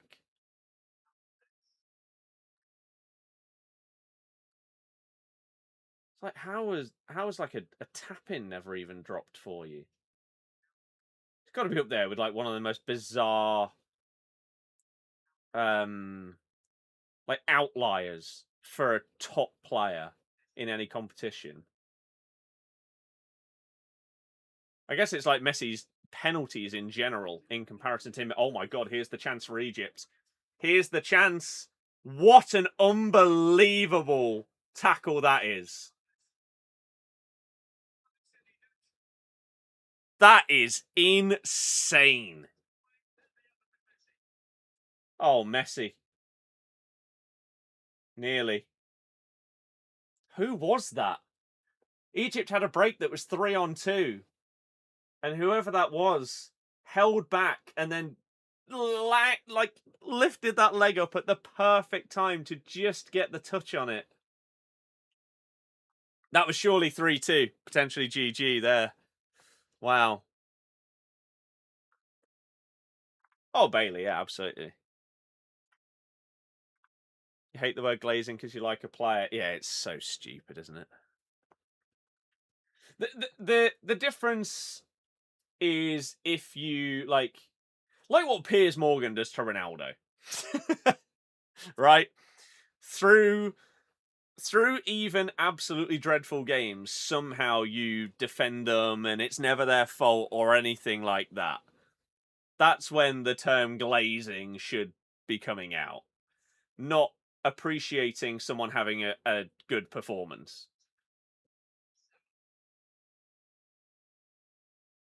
Salah, that's so poor. Ball nicked off him so easily. You got to play that right. Lautaro on the break.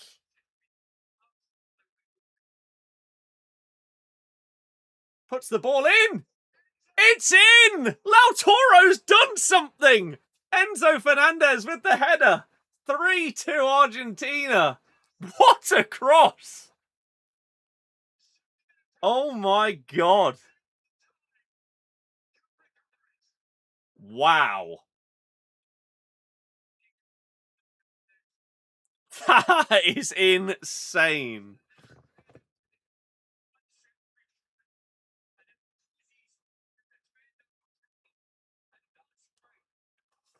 What a ball that is. And what a header. Enzo nods it back across goal. The keeper's rooted. Is he asking for VAR? What even on? Oh, for Salah being fouled at the other end? It looked like he clearly got the ball. If not, it'd be a pen.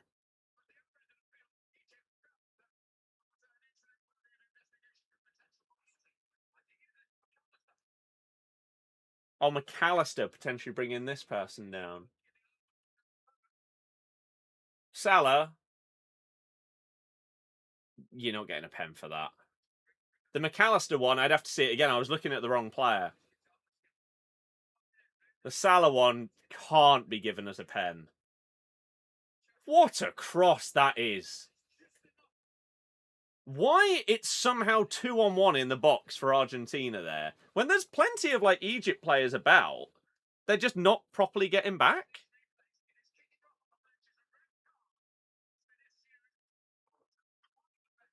Someone's been sent off on the bench for Egypt. The Egyptian substitutes have had to drag him clear. Match director choosing not to major on that at the moment as we savor the... That is such a good cross. I can't believe it. That is genuinely the best thing I've ever seen Lautaro Martinez do in a game. So yeah, one of the Egypt staff got sent off and then he's still trying to get at someone. The goalie's been booked. Someone else has been booked. It's all kicking off. And I'm assuming this goal is standing. Argentina are now making 2 subs. They're bringing on 2 defenders. Otamendi, and Medina for Julian Alvarez. Wow. What a game. So glad we stayed on. Yeah, Portugal's squad underperformed. That midfield was shocking. Bailey, yeah, it was like us yesterday. Oh, I didn't see who else went off. Oh, well. Wow. What a bottle that is by Egypt, though. I know, obviously, you've had moments of quality. Like, Messi's ball in for Romero was unbelievable. His strike was fine for his goal. That cross from Lautaro Martinez was amazing. Wow. What a comeback that is.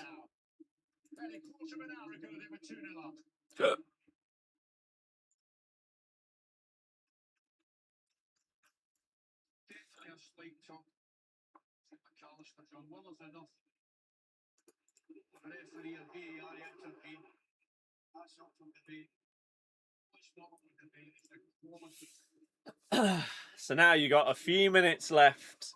There's been 7 added on. We've got 1 of those left, but there's going to be like another 3 or 4, surely.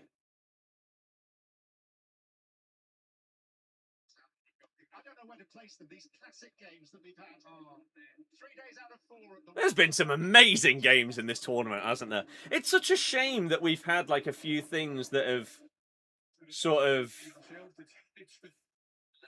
been negatives on the tournament, like the referee not getting allowed in. You had all the stuff with like Iran being treated the way they were.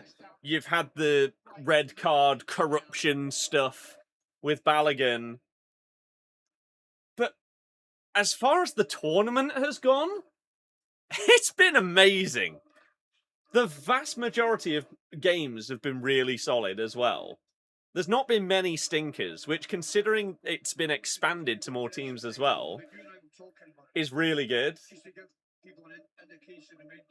And just, wow.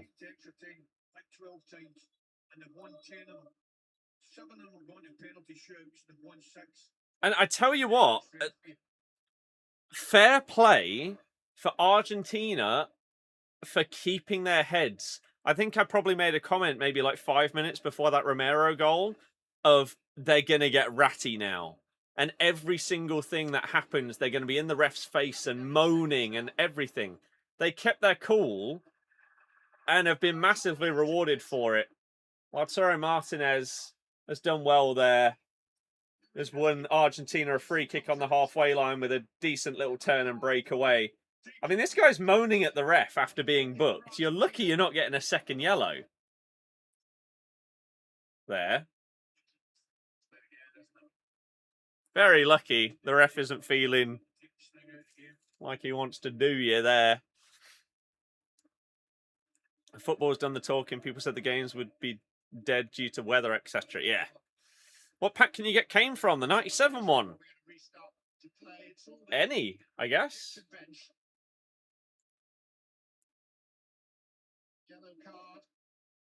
The Egypt manager. I mean, what?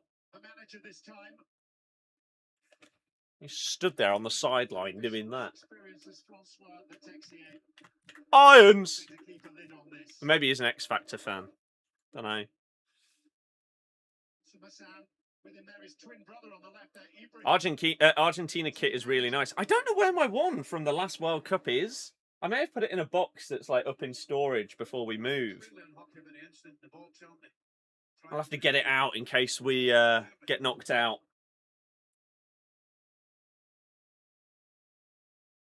Do I own any others from the other teams? I've got a Portugal kit, they're gone. England, obviously. Argentina. I think that's it for national kits, international kits. The cacophony of Argentine whistles. Egypt, so close to one of the great upsets. Should get like a France Mbappe one at some point. What's a response? But wow. Just wow. What a ridiculous game. I don't know. If he's in packs, then you can get him from anything. If he's not in packs, I don't even know what the card is, and therefore I don't know what you could get him from. That is a dreadful decision. How's the house update going? It looks like we are going to hit our savings goal by the end of September, and therefore have our deposit. On Thursday, we're giving over all of our details to see if we can get a mortgage in principle and see what amount we could get that for, because then we can start thinking about our look at these, the slowest step overs in the world from Lautaro. He's done well there. So if we get that, then we know our budget and we can start looking at places and stuff like that. There is a world where we have to wait until April because my last 2 years of taxes have been fine. But before that, there were a lot of deductibles. And so, in terms of the average profit after tax, that brings it down a lot. Whereas if I didn't declare any deductions this tax year and earned a lot more, that would obviously bring the average up, which could mean that the mortgage would be higher. So we'll have to see how that goes, and I'm going to talk to the guy about it on Thursday, because he has said that there is a world where if that kind of situation exists, they can look at your current data and income and stuff like that and apply that instead of the oldest one. But yeah, so as it stands, by the end of September, deposit, our aim for our deposit target will have been reached. Hopefully a mortgage in principle, and we can then go from there, which is incredibly exciting, terrifying. It's very adult and scary, But it's a massive positive life thing. And I am very, very much excited. And I think if we got to a position where we have a mortgage in principle, then, which, if you don't know what that means, basically, let's say you want to get a house that costs 250k, you need to see if you can get a mortgage to get the loan for that house. And that's based on your joint incomes and everything like that. Your mortgage in principle is basically saying you can get a mortgage up to this amount, so that when you do put in an offer for a house, that mortgage is basically locked for 3 months that you can get this. So when you come to the house that you want or whatever, you know you can get that mortgage for it. So that is a massive step. And on Thursday is when I've got the call where I'm going to be giving all of the details for that. Messi is crying happy tears. Oh, the relief, I guess, of going through there. And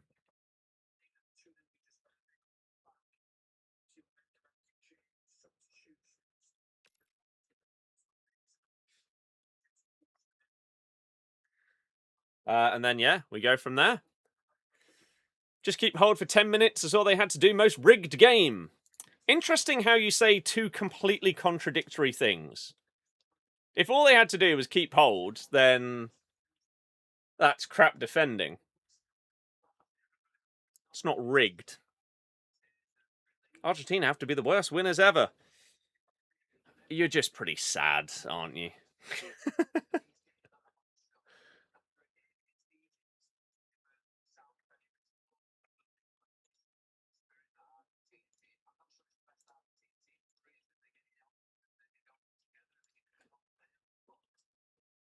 One more team left to go.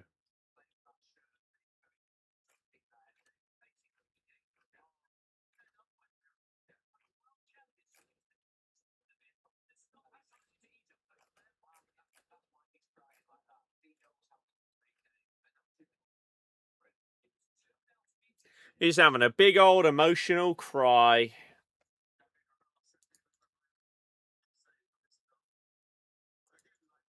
I mean, I thought that the last Paredes interception was game saving. It really was. Yeah. Crazy. I thought that the last World Cup was personally, for me, the best one that I've watched. I think this one might top it, you know. You just don't like them as a country. Second goal should have stood. Look at how many stuff goes Argentina's way. He fouled him twice, man. Stop being sad. It's embarrassing. Yeah, that Paredes tackle was insane. Unbelievable. Right, I've got to make a video on that game. Because that was a crazy one. Scripting. That's it. They pull back that far for the foul. Pull back by McAllister, although soft was stupid. It was stupid. I would need to watch that again. Because I was looking at the players that were going up for the header. And I saw the guy end up on the floor, but I didn't see that again. So there's a world where that was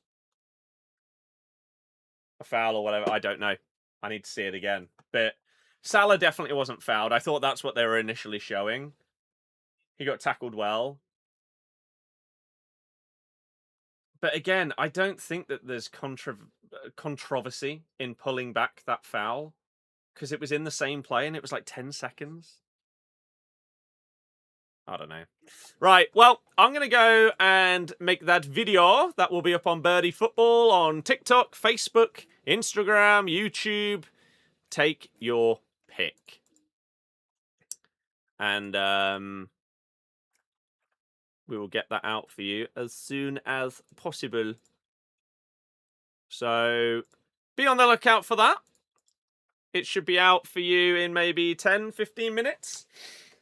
And then potentially we stream tomorrow. There might be a world where we continue with the Copper City stuff. Egypt robbed there. Egypt were not robbed. Deary me. Right, we're going to go and talk about it, and everyone can have their thoughts. Leave your comments on the thoughts on that game in the comments of the video that I put out on Birdie Football, please, because it will help push it out to more and more people. So that'd be very, very helpful. I'll see you for that one on those channels very shortly, out by 7:30. Okay? In a bit, everybody, and I'll see you guys for another stream soon. Bye-bye.